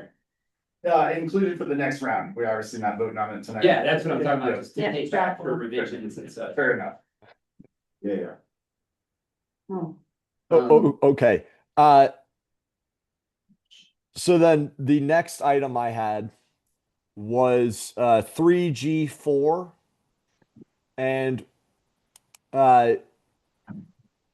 with the revision of the program, it probably will just read, under no circumstances may the refinance result in an increase in the principal amount of the mortgage, and just leave it there. How about I like that. How about the assistance of this program? Again, so we don't get locked into a particular word, refinance or whatever, that the assistance Sure. contemplated by this program shall under no circumstances Sure. increase the principal amount of the mortgage. sure. And frankly, G. Probably shouldn't say refinance to begin with. Well, again, I think this is all gonna have to get reworked to, Worked out. you know. I'm just calling it out. Yeah. How do we feel about adding interest rate to that as well? Yeah. Huh? So it can't increase the principal amount of the mortgage. I would honestly say I prefer interest rate over principal. But how does you getting $30,000 reduce your interest rate? If you Well, actually are we just don't want them refinancing to it, you increase can it. get a lower interest rate, but if they're actually refinancing it to a higher interest rate, we probably don't want them to do it. Well, but the interest rate change comes from the renegotiation with the big bank. But what we're saying by that is we're allowing them to put that money towards that, paying that. House payment does not. That's right. Yeah. Your house payment stays the same, you just have So fewer. you're not, yeah, you just have fewer of them, so it's not saving you any money on your monthly payment. Right. In the short term. 30 years down the road.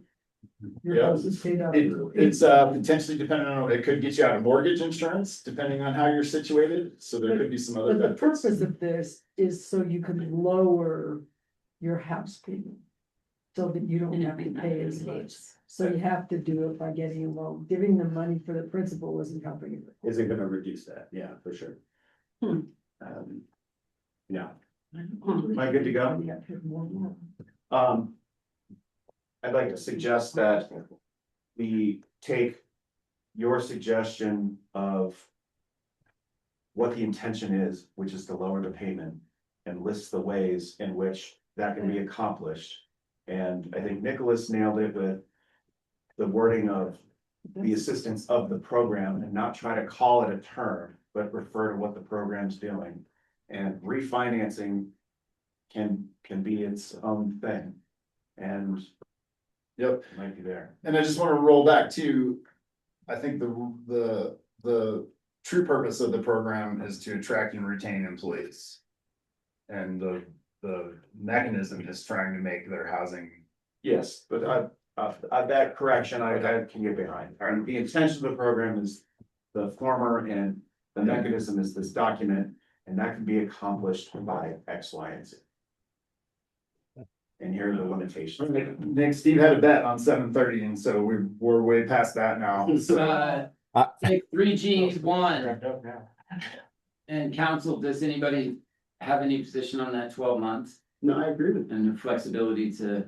leave Yeah, it open-ended? Cause you're right, the need or benefit for the employee doesn't matter in the 12 months, I think, and correct me if I'm wrong, Carlos, I think the 12 months was maybe a limit so that we don't have a big run on this program and the town's maxed out on the budget amount. I think that is probably the angle it came at as a way to draw a line to limit that liability, but I certainly see your point. There isn't, as far as attracting and retaining an employee, if they bought it 15 months ago, it's not really functionally any different than 12 months ago. I think the 12 months was a way to limit the town's exposure on the program.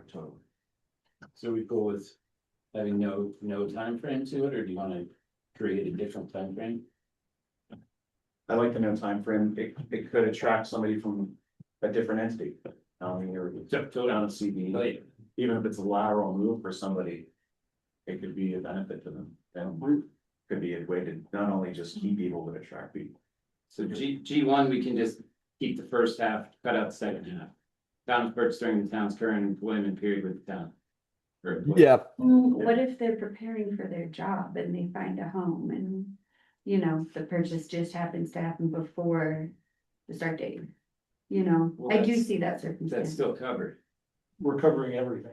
You'll be covered if you start, if you close a month after, if you've owned the house for 5 years, but an assessment now doubles your value. Because once you start employment, then you can apply for the program. Well, the start date. Um, Oh, right, the start date's not in that anymore. So again, without getting into the wording of it, I understand the concept, and so let's explore that, and then maybe staff, Carl could Mm. run some numbers on us on that exposure side, just so Yeah. we're not. Yeah, and I'll It would say, definitely if we help. hit if we get a run on applications and we exceed the limit.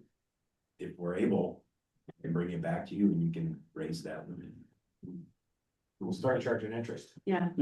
All right, Nick, what else we got on your list? I have a question actually that I think may help coming back in 2 weeks. It almost sounds like the program really is, if we can help you lower your cost of living, here's $30,000 interest free that you'll pay back over 15 years and do whatever you want with it as long as it's going towards your home that is your primary residence while you've been employed with the town. Or yeah, that's my question. Is that really the program? I've seen heads shaking, yes. Yep. Okay, that is very helpful, and I think that one yes will help a lot in crafting the program. Okay. The only other thing that I had, knowing that answer, is the review of the program. It sounded like we didn't want to go with CPI increases and we just wanted to do annual reviews. In my head, I put down either putting in the program, it shall be reviewed every 2 or 3 years, or we could even say this program shall be reviewed by December 31st, 2027, and shall be reviewed periodically thereafter as the council may determine. So whichever one works, but just, for my knowledge as I'm revising. Anybody have strong feelings on that? Is that you have something to say on that particular point? I'd like to visit it annually, at least for the next couple of years, because it's a new Yeah. program. There's Yeah. nuance to it. There's gonna be situationals that come up that Carlos can share with us to help mold it and refine it. I'd hate to wait a couple of years Yeah. to find. And again, more semantics, that's why I was saying review, not change, because maybe there isn't a change. Annually assess. Annually review, I think is the right word, because you're saying we're looking at it, do we need to make a change? Maybe, maybe not. I just disagree with the whole concept of calling a interest increase a change. It's just keeping pace. Like, I dig that. I we're, dig that. we're actually voting to decrease the benefit every year that we don't vote to increase it. Right. Yeah, well, I think that's where you comfortable with the review though? I mean, the semantics of it, I don't care about so much. I'm comfortable with a review. I'd like that review to include the CPI numbers saying Agreed. that to keep this on pace, this is what it needs adjusted to. Yeah. Well, how about the review having the language of the purpose you just stated? The program should be reviewed annually to see that it meets current market conditions for housing and non-requested use. Right, Oh, yeah. Or something to that, something. something to that effect. Okay. But I would also put just as a baseline in there that, the increase by CPI would be this much. Just so that we know going into it, we have a number of, this is what we can increase it by without increasing the benefit. Right. We're just keeping it where it was last year. Right on. Mhm. Can we do that at budget time? Since we're talking about funding a program. Seems like a appropriate time. Does that seem appropriate to you, Carlos, or too much going on in budget time? It depends. I mean, I don't think it'd be a huge thing for us to do. I've already got a note to part of the finance report next meeting to give you an update on where the program stands now is taking, into the down payment assistance. I think we could at least, that might not be a good time to do the overall review, because almost I would rather have you focusing on the budget than this small little part of it. Mhm. But we should at least provide you enough information on that aspect of the budget, so you're comfortable making that decision. Yeah, So I think maybe the best thing is around budget time to give you a summary of that program, but maybe at the beginning of the year, revisit. Yeah, that's what I Review the envision. program. Carl has a narrative with every budget item. Yeah. And it could simply be, here's how much of the actuals. Yeah. And it's this many people, taking advantage of this much money, and that should be reflected in a budgeted number and an actual number. yeah. And I don't know where we captured this, but I would, to Bruce's point, like to see annually what, CPI has done, so we have a metric versus keeping it arbitrary, And the maximum amount available in the program, I'm pretty sure, says it's adjusted through the budget. So that will be, so as part of that, we could set that number, and as part of that number, have the descriptor. And I would assume if we're exceeding that, or potential to exceed it or approaching it, that Carl would increase that number. So I think that's a valid point, but probably not program review around the budget, but at least information on the program to inform your budget decision. And whenever the program review is, it'll be before the next budget to inform the next budget. Like if we did program review now, doesn't seem like the best time, but if we did program review now, then we'd have that information for October when we're doing the budget. And so it doesn't seem like it matters that much where in the year it is, as long as that information is available at budget time. Does that make sense from it? Okay. I had two more questions, or one more that's kind of bundled. Since the program really is, we're just going to give you $30,000 to reduce your home costs or your living costs. Does it make sense then, or do you want to keep the purchase cap at 3F, where the purchase price of the home can't be more than $650,000, and relating to that, keeping it 3G3 for a refinance, the remaining principal balance must be at least $450,000. I'm cool with getting rid of both of them. do you know what the intent was behind that originally, Carlos? So on the down payment assistance, only thing I can speak to is it was increased. Because from the original number from 20 years ago, this was too low. And then I think, as we discussed earlier, if I may still use the term refinance, the refinance number was somewhat arbitrary, but used in conjunction with that 650 number. Assuming that you're refinancing, you paid a little bit down, Yeah. you owe a little bit. I just throw it out too, that I think it's also another guardrail. Right. If you're asking for down payment assistance and the house that you're buying is $2.5 million. This may not be the program, this program may not be designed for you. You might not need to work for the town. Well, I'm just saying, I. That's part of it as well. I'm trying to think of how these things got in there, and Yeah, but- that would be my first guess, that again. The town probably doesn't need to be loaning someone $30,000 that's able to purchase a $2.5 million. So, I think the first one to some degree probably should stay in there, maybe at a different amount, maybe, but the second one, I don't know, because what happens if you're at the tail end and you get a sweet deal on an interest rate? I don't think you should be capped, like, oh, well, I can't take advantage of that, so that should go away, I think. Yeah. 650, what's the most we've spent on a unit to house an employee? Like Gary, we bought that, was $850,000, right? The most was 1.5, I believe, on 65 Paradise. So I feel 1.3. like there shouldn't be a huge variation between what town is willing to buy to house an employee and what we're willing to assist an employee buying on their own. I don't see the justification anyways for why there needs to be a big delta there. Unless there is, in which case I'm happy to entertain that, but if there isn't, then I don't think it should exist. I think we know now that like, can't get much of this down for 650 anymore, Also. you know, like. That number is probably a little dated. Yeah. Ron, well, to speak to Steve's intention behind the no time limit on when you purchased your place. Right.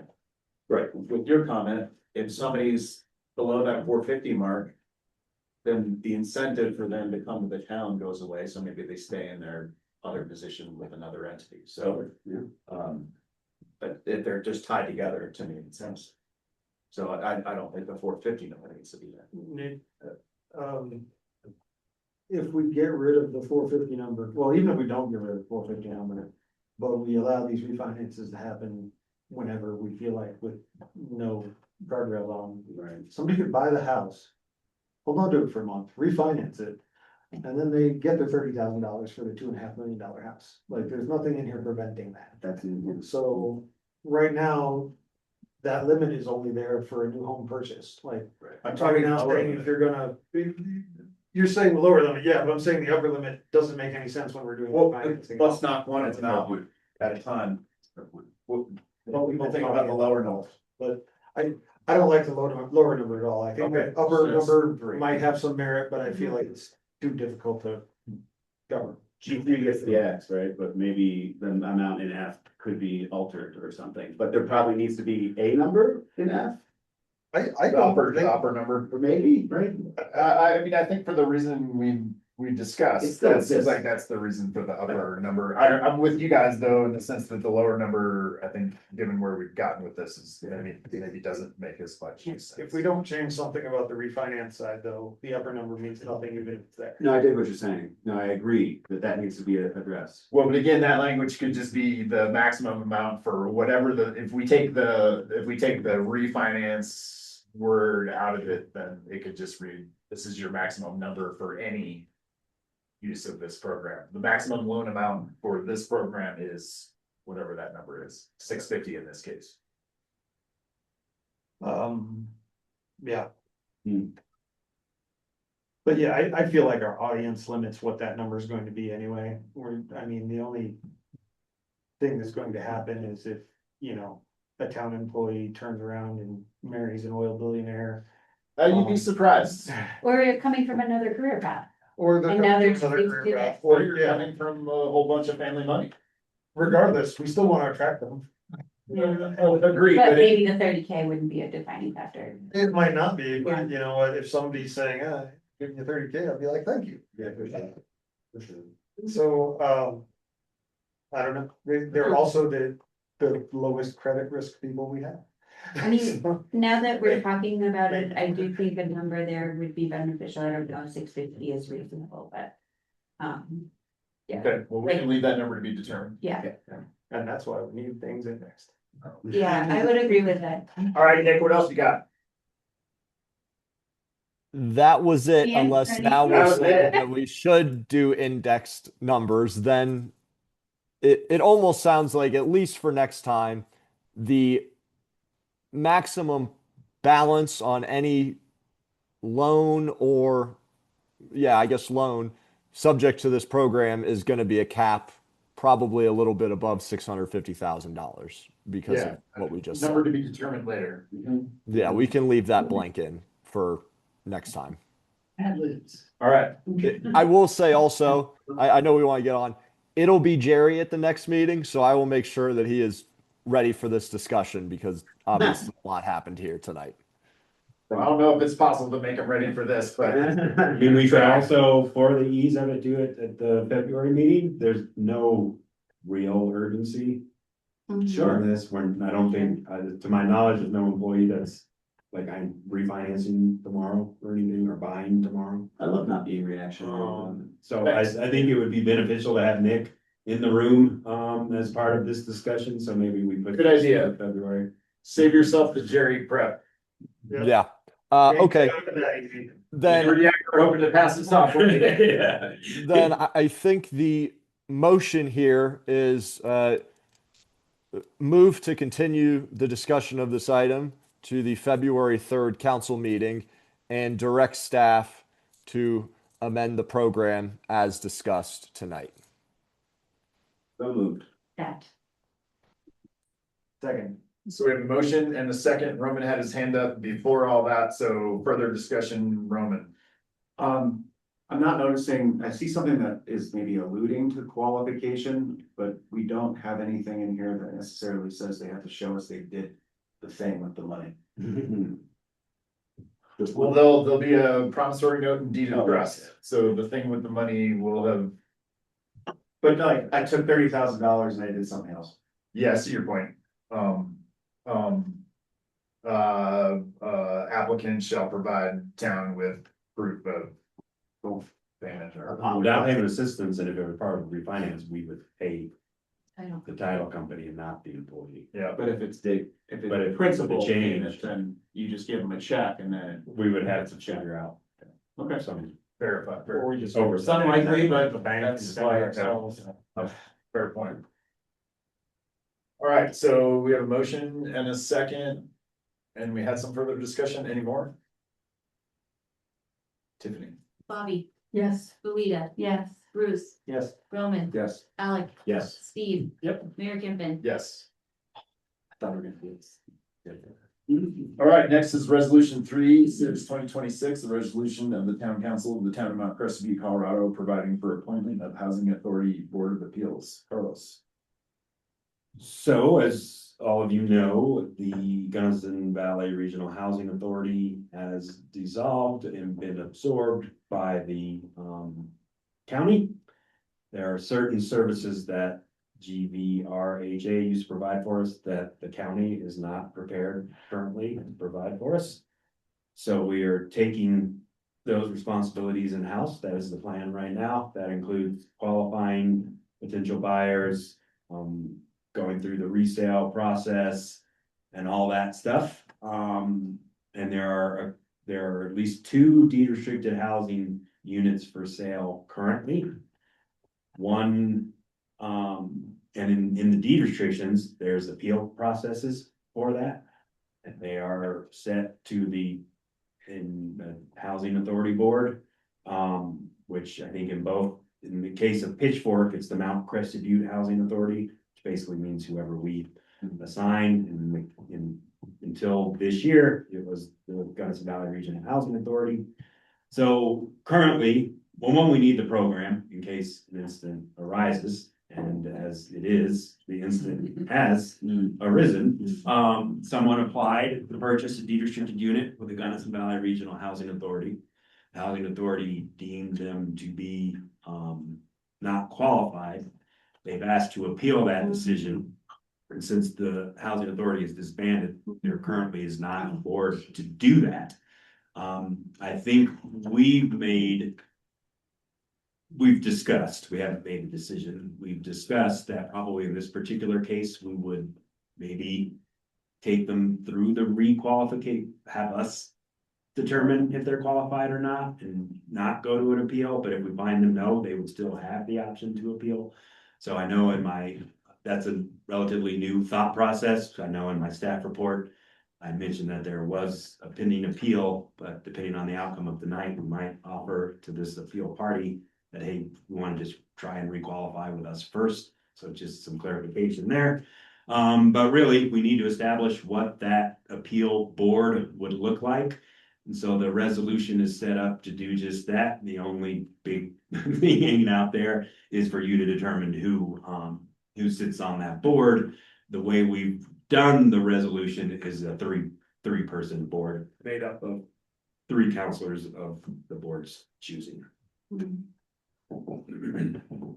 I'm happy to be on that board, given that I've sat in on a couple of appeals with the Regional Housing Authority to date, and have continued interest in restoring that process and supporting the town and community members. Thanks, Leah. Yeah. Anyone else interested?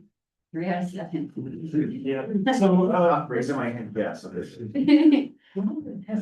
mean, just based off of the last time we had the affordable housing to do, we'll call it, I think I'm probably the most, I don't know what word to use for it, but liberal towards people in affordable housing. So I'll let you guys decide whether you think that's a good thing or a bad thing, but I do think we probably wanna have multiple perspectives.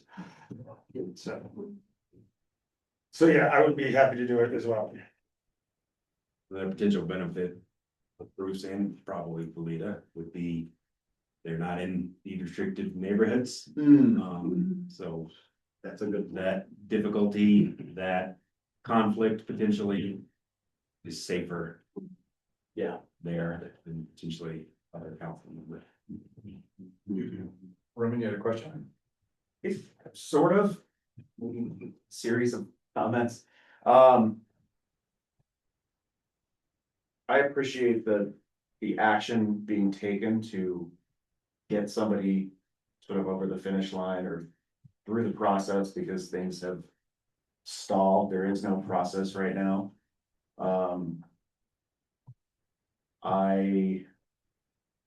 I'm curious to see where this sits and the whole set of things that we talked about during our work session about what we should be doing or what other entities should be doing for us. And we've very quickly gone from, we do policy, we're not meddling in somebody's housing situation to, that's exactly what we're doing here. Yeah. I don't think any counselor should be on this. I mean, Well, under the deed restriction specific to Pitchfork and Homestead. It's a right to the owner to appeal. So we need to have that. yeah, the kind of issue at the end of the day is, it's our job. If we don't have some sort of, or like body that takes care of that, we delegate that job to. for how long? Good question. So we create a body that we delegate that to, or hire somebody. But I'm open to if the county came in 6 months, it was like, hey, we're not doing appeals hearings, we're doing monitoring, we're doing all these things, I'm totally comfortable looking at third party potential, arbitration, things type of things, the appeals. It does feel like right now, we just have to piece this together because we're required to and homeowners have the right to it. Well, there's that, and then there's potential for it. Right. In the near term. Right. This is why you don't wheel and deal with municipal bodies and services, because this is what happens as a result. You have a person waiting in the wings for housing because somebody wanted to play it fast and loose with employees.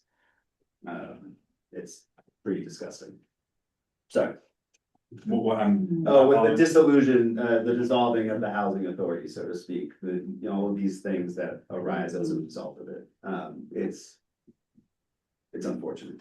It's super unfortunate. So I agree with you, but I also think unfortunately feels like we have to, Same thing. at least temporarily. Which is why I think he would be a great. I have no interest in them. Zero. I would just like to reiterate. I'd like to nominate Counselor Deloge. No. I'd like to reiterate that this is all part of the process that we talked about with our consultant of, finally making a decision down the road, what we should be doing in-house versus not. So I'm just getting this over the finish line, just to have somebody not languishing in the lanes. Is there an alternative to think of or recommend that can maybe meet the needs of the folks while also not putting us on the hook for it? What about Obi down at the? I just had a thought, when you have a judge or say you have a judge or a prosecutor down in Gunnison and there's a case before them that's gonna be problematic for them to try, not to get a jury, but like for the actual judge or the prosecutor. They'll bring a prosecutor in from a different jurisdiction. And then they're fresh, they've got fresh eyes. They just look at the evidence in front of them. They don't know any of the people. They're not neighbors with them. Like, to me, that seems like the ideal. Like, it'd almost be like if we could do appeals for Telluride and Telluride could do appeals for us.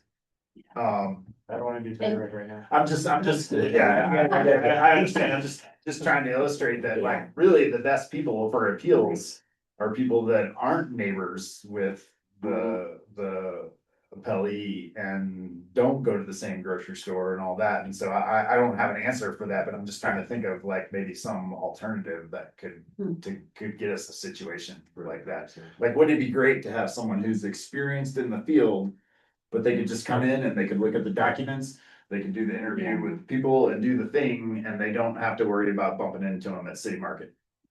Can I, I'm not sure exactly where CB is with this. Are they building their own Board of Appeals, or have they contracted with a third party, or are they just in the investigation stage? I don't know. I know they've done some interviews with Yeah. third party for some services. I don't know what all services that includes. I don't know.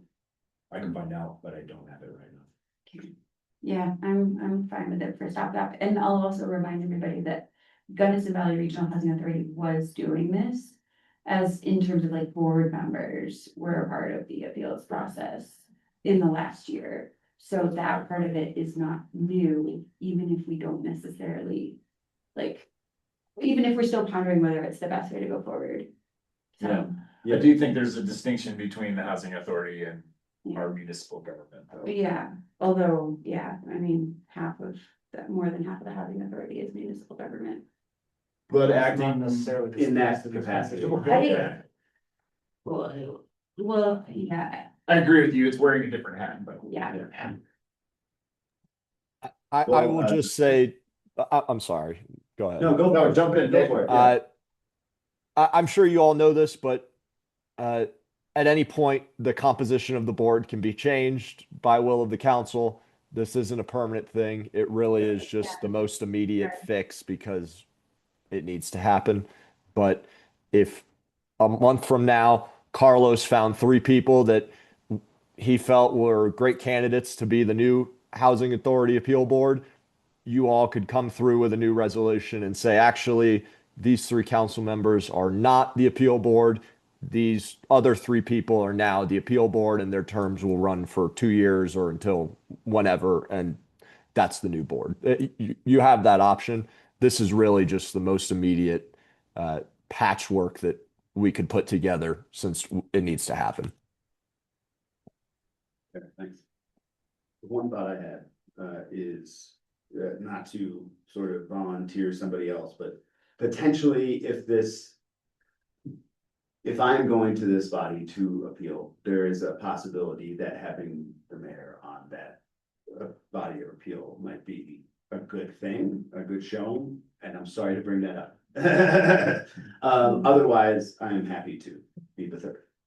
But it does strike me that that might be something that would really drive home how we're trying to like meet this, I guess. Yeah, well, I appreciate that, Alec, and I would, before you said that, even, I was contemplating joining these 2, seems like which would be my honor. I will say though, that I would love it for it to be stopgap. I really do think we should move to this other process or work towards that. I agree with you, it's not ideal, for a few reasons, and so I'm happy to do it, I'm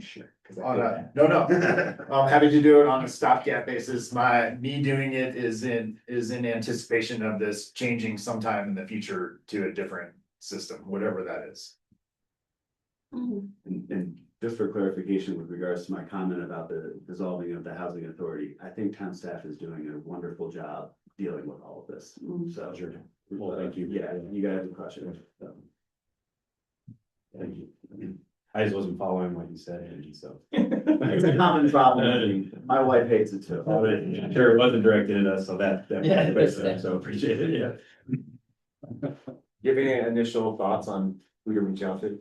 Or what? Well, just thinking about it right now, I might start with Melissa, see if the Gunnison Valley Housing Authority wants to just be an appeal board on the fee for service.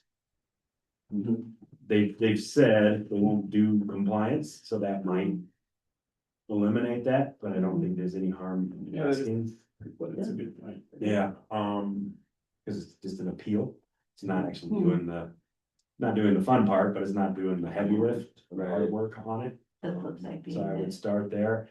Finding a citizens board might prove to be a little bit more difficult. I think it might be cool if we did have a citizen board to have somebody who's in affordable housing on. Yeah. Or everyone Uh, who's on an affordable housing. I don't know that that's the right tact to put everybody on it. I don't know, Who's in, honestly, there's a cooperative effort there, I like it. well, it does affect them, but it also, you know, if I haven't gotten into affordable housing yet, or. I don't know. Sure. It feels weird to leave out everybody who's not in affordable housing. But I definitely believe there needs to be affordable housing representation there. Yeah, I think diversity is good on any board committee that makes important decisions. Is it worth? Is there anybody associated with the county that would Well, Qualify to, well, that would be and county health. I Yeah, would the say county that housing they've authority, I'm been sorry. pretty clear about what they will, like your conversations Mhm. with them. They've been pretty clear about what they will and will not do going forward. And it sounds like they do really want to put a box around what they're taking responsibility for immediately. Yeah. Maybe in 6 months or in a year or something, but Yeah, and even if they're This is open to something that that- idea, that doesn't solve the near term problem. Yeah. If we run into the issue of the person that's currently Yeah. inquired about the appeal was deemed to be unqualified Yeah. by the housing authority, so it would be the same But party. which housing authority, the old? Well, or the it's new one? mainly it's the Gunnison Valley Regional Housing, the old housing authority, but the makeup is the same people. But maybe their board is different. they don't have a board anymore now. Yeah, It's exactly, commissioners. yeah, That's who are the yeah, housing. that would be, yeah. I move to adopt resolution number 3, series 2026, and form and appoint Counselor Valita Scribner, Birch Nation, and Mayor Nicholas Kempin to the Mount Crescent Housing Board of Appeals, and further authorize the town attorney to make any substantive changes to the resolution as appropriate. Second. We have a motion from Steve and a second from Alec to appoint the 3 counselors mentioned to the Mount Crescent View Housing Authority Appeals Board. Board of Appeals. Any further discussion? Another nuts and bolts question. Okay. So what would have happened before if the Gunnison Valley Housing Authority? The Set staff out. would have made the determination and then they would appeal to the Gunnison Valley Regional Housing Authority Board. And then we That's have what it a come before. team of 3 people, but who, Wade and I have done a few of those. Who was then having specific hearings for those individuals. So then is there no board governing the county housing authority? It's just the. I think it's Commissioners? The technically the county commissioners. commissioners. So it's basically just staff. Yeah, but they aren't staff of the housing authority, Yeah, they're staff of the county. I mean, they started this problem, let's be honest, but so like, can they be part of the solution?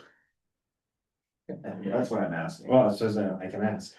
Yeah. Mm. That's what And I'm- maybe I see what maybe you're the saying. fee for service changes, I don't know. I think if they did it, it would not be free of charge. I'd anticipate we already know what the answer is. Yeah. but- I just wanna make it really clear that they started this problem and it cost town money to deal with the collateral damage. That was what my statement was. That's all I could say is the town money, because now we're not giving them $180,000 a year to break the plan. Yeah. When we break 180, then Or it's not costing us as much. It's probably a better way to put it. Yeah, the appeals board's working for free. that's all right. You should split it. It comes with cloud though. Well, Or at least that. that's, we've already, have we voted on that? No, they just made the That was motion. one thing, you know, Nick and I discussed, I wasn't anticipating bringing it up, just with the way the night's going, but we could include. You know, do we want to include a fee for the appeal? My thought process was, you know, if you apply to the town to see if you qualify or for say qualification. We wouldn't charge you, but then we would charge a nominal fee if you decide to appeal. We don't have to do that, of course, but. And it's sensitivity of community housing and, you know, costs and everything else, but. It just kind of alluded to that. I thought I would at least throw that. There's an access issue. And I'll just reiterate, I think this is stopgap. There's probably gonna be a few things we're gonna have to, get back together on how this goes forward, with the housing program in general for Mount City. Workshop work session. So I'm happy as it is personally. All right, any other discussion? Everybody remember what we're voting on? Tiffany? Steve, Yes. Bobby, Yes. Alec, Yes. Belita, Yes. Roman, Yes. Bruce, Yes. Mayor Campbell. Yes. All right. Next is town manager's report and discussion items. Carlos. Just a few things to add, then I take questions. Cast meeting is in Salida, January 28th to the 30th. Anybody's interested in attending, let us know, relatively quickly so we can make accommodations. Talked about the DOLA grant for the police station, talked about Jerry being in person at the next meeting. He's gonna try and be here in person at the next meeting. I guess we can talk about the in-person part. He just tries to be in person every now and then. It's of course, weather permitting. Good news is Rebecca has gotten medical clearance to return to work part-time. She started back yesterday. She's working from home, just catching up on things. We're just playing it by ear these first, few weeks back. Some of you might have noticed the new water fountain in the hallway. We now have a bottle filler there. I just. One for Yes. Oh, great. Yeah. One thing we wanted to discuss is we need to figure out did they get on the Davis Sports Center, they get back to you on the technical stuff? Leah told me they have the templates. Okay. Well, There's potential for the, we can have the retreat on, what was it, February 6th? 5th, on Thursday, at the conference room at the Davis Sports Center. We toured the space yesterday. It's plenty of room. It has the technical, equipment that we need. If you wanted to do it in somewhere different than your usual, confines here in the chambers, just. Is that the one we just approved that, they could install a bar at? Or that was the locker rooms outside of it? Yeah. No, that was the club. That was a club. Oh, not the staff, got it. Free of charge. They offered it to us, no charge. Oh, well then, yes.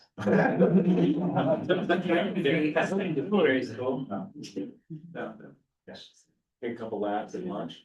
Totally. You say February 5th or May Thursday. What's that? I'll come in. Yeah, I'll be out for a bit too. I'm good. You guys text me if you get. Oh, he said he gave us access. Or hold that door. Pass. Flash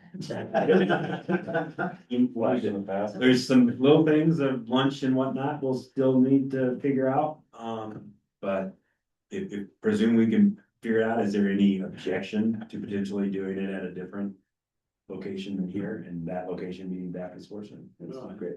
I have no objections to cold cuts for lunch. No. Oh, yeah. Yeah. And you say you met with Michael Yearman, I personally, this is the same person you've brought up a few times? Or Michael Yerman is who we've selected, when I say we, I mean we, to be the facilitator for the housing retreat. Yeah. have you worked with him before, or He was at one point in time, he was the community development director for town of Crested Butte, so I worked with him in that capacity as colleagues, but I also know that he facilitated something with the town council as well. I was not part of Is that that. the strategic planning? Yes, I believe so. I'm a little fuzzy, but yes, I believe so. And then I think he also maybe facilitated a joint discussion between us and CB. I could be wrong on that, but That strategic plan was 2021, that about. ISIS tenure, that, You sounds did right. it right as she was starting. yeah, so that 2021, Yeah, that sounds right. so. Yeah, Great. I think that's Their official. everything. Yeah. All right. Carlos, The thoughts coming to my mind to remember to tell you, I just write them down, a little note that makes my desk. All right, anything else for Carlos? Thank you. All right, next is clerk's report and discussion items. Will everyone be in attendance at the next meeting? Yes. No, Roman? So. You will be getting paid your yearly technology fee. I sent a request to finance to pay that for you guys. Thank you. And then Roman brought up at the last meeting, town safe driving promotion. I mentioned to Carlos about scheduling it, but we need more for like a work session. But we don't know what we're doing, so what do you guys see? What do you guys want? Just right now, it would just be like an open discussion versus us trying to give you any I information. mean, the first question would be, is that something you still want to do? And then two, how can we prepare you for that work session?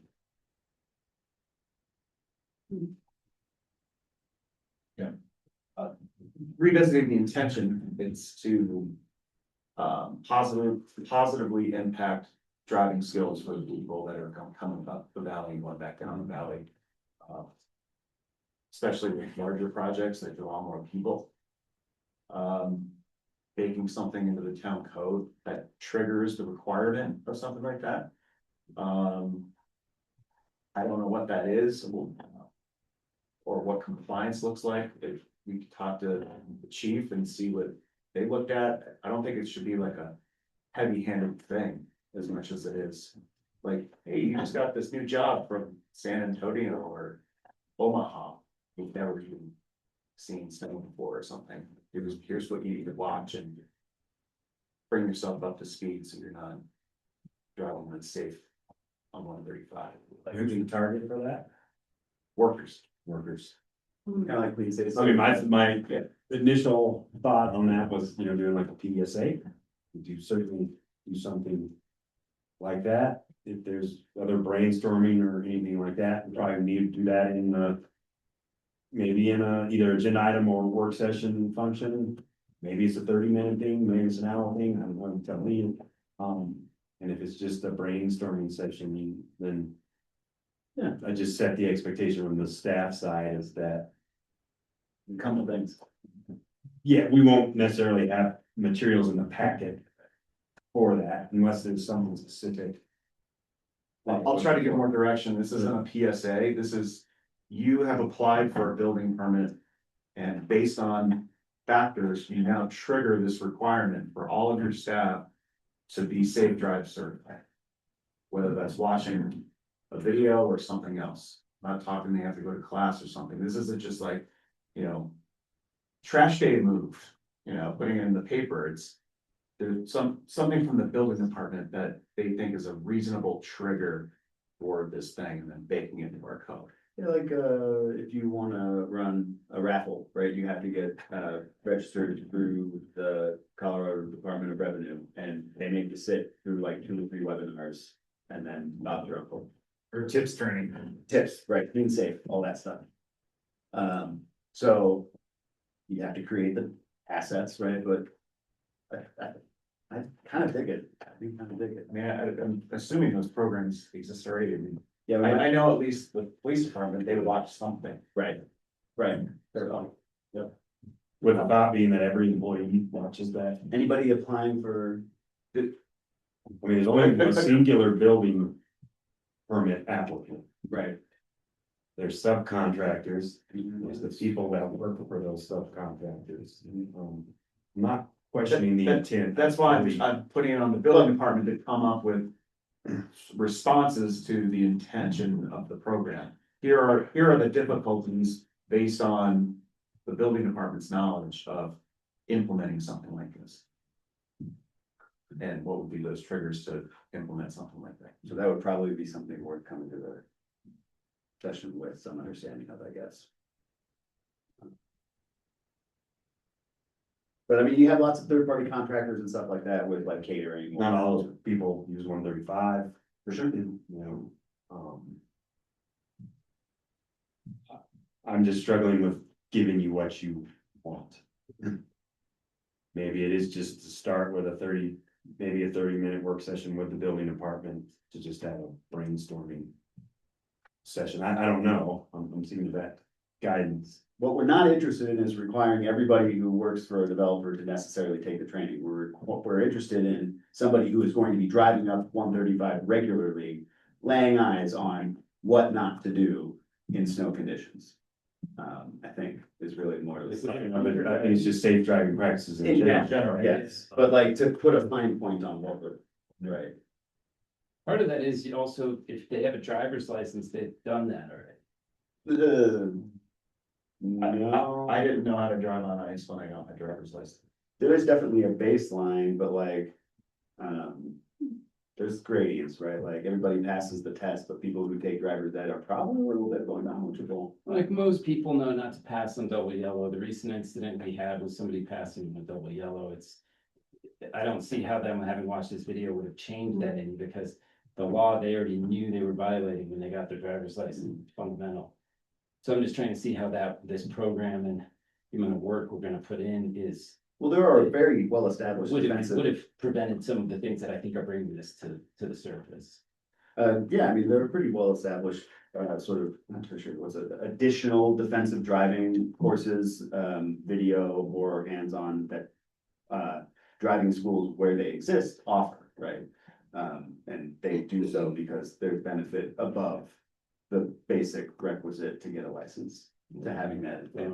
I don't disagree with him. I mean, I'm trying to positively affect the situation. This is something I took from something I heard in the community. Yeah. Here's an extreme example with the elevation. They literally have a team that they bring in for this project. That this is all they do is they go to different places and they remodel hotels. We had that with the first homestead as well. Yeah, so you've got this whole set of people that are totally unfamiliar with the community. I think a lot of them are coming from a California project, for example. So that's the situation, that's the extreme example. Not necessarily some kid who grew up here, now he's an apprentice and he's just working for an electrician or something like that. I don't know how to positively affect that, but I'm searching for a way to do it. We go through the brainstorming? Have a Yeah, brainstorm? 100%. Let's do that. I think Marissa could be a key Yeah. communications officer as well. Some of it's just communication, however, whether it's building permit or some other way, she could be useful in that conversation. So what I heard, just a brainstorming session, bring appropriate staff and put our heads together to see if there's a positive way to affect the situation. And I think last meeting, we wanted Nate to be there as well. Who? Nate? Okay.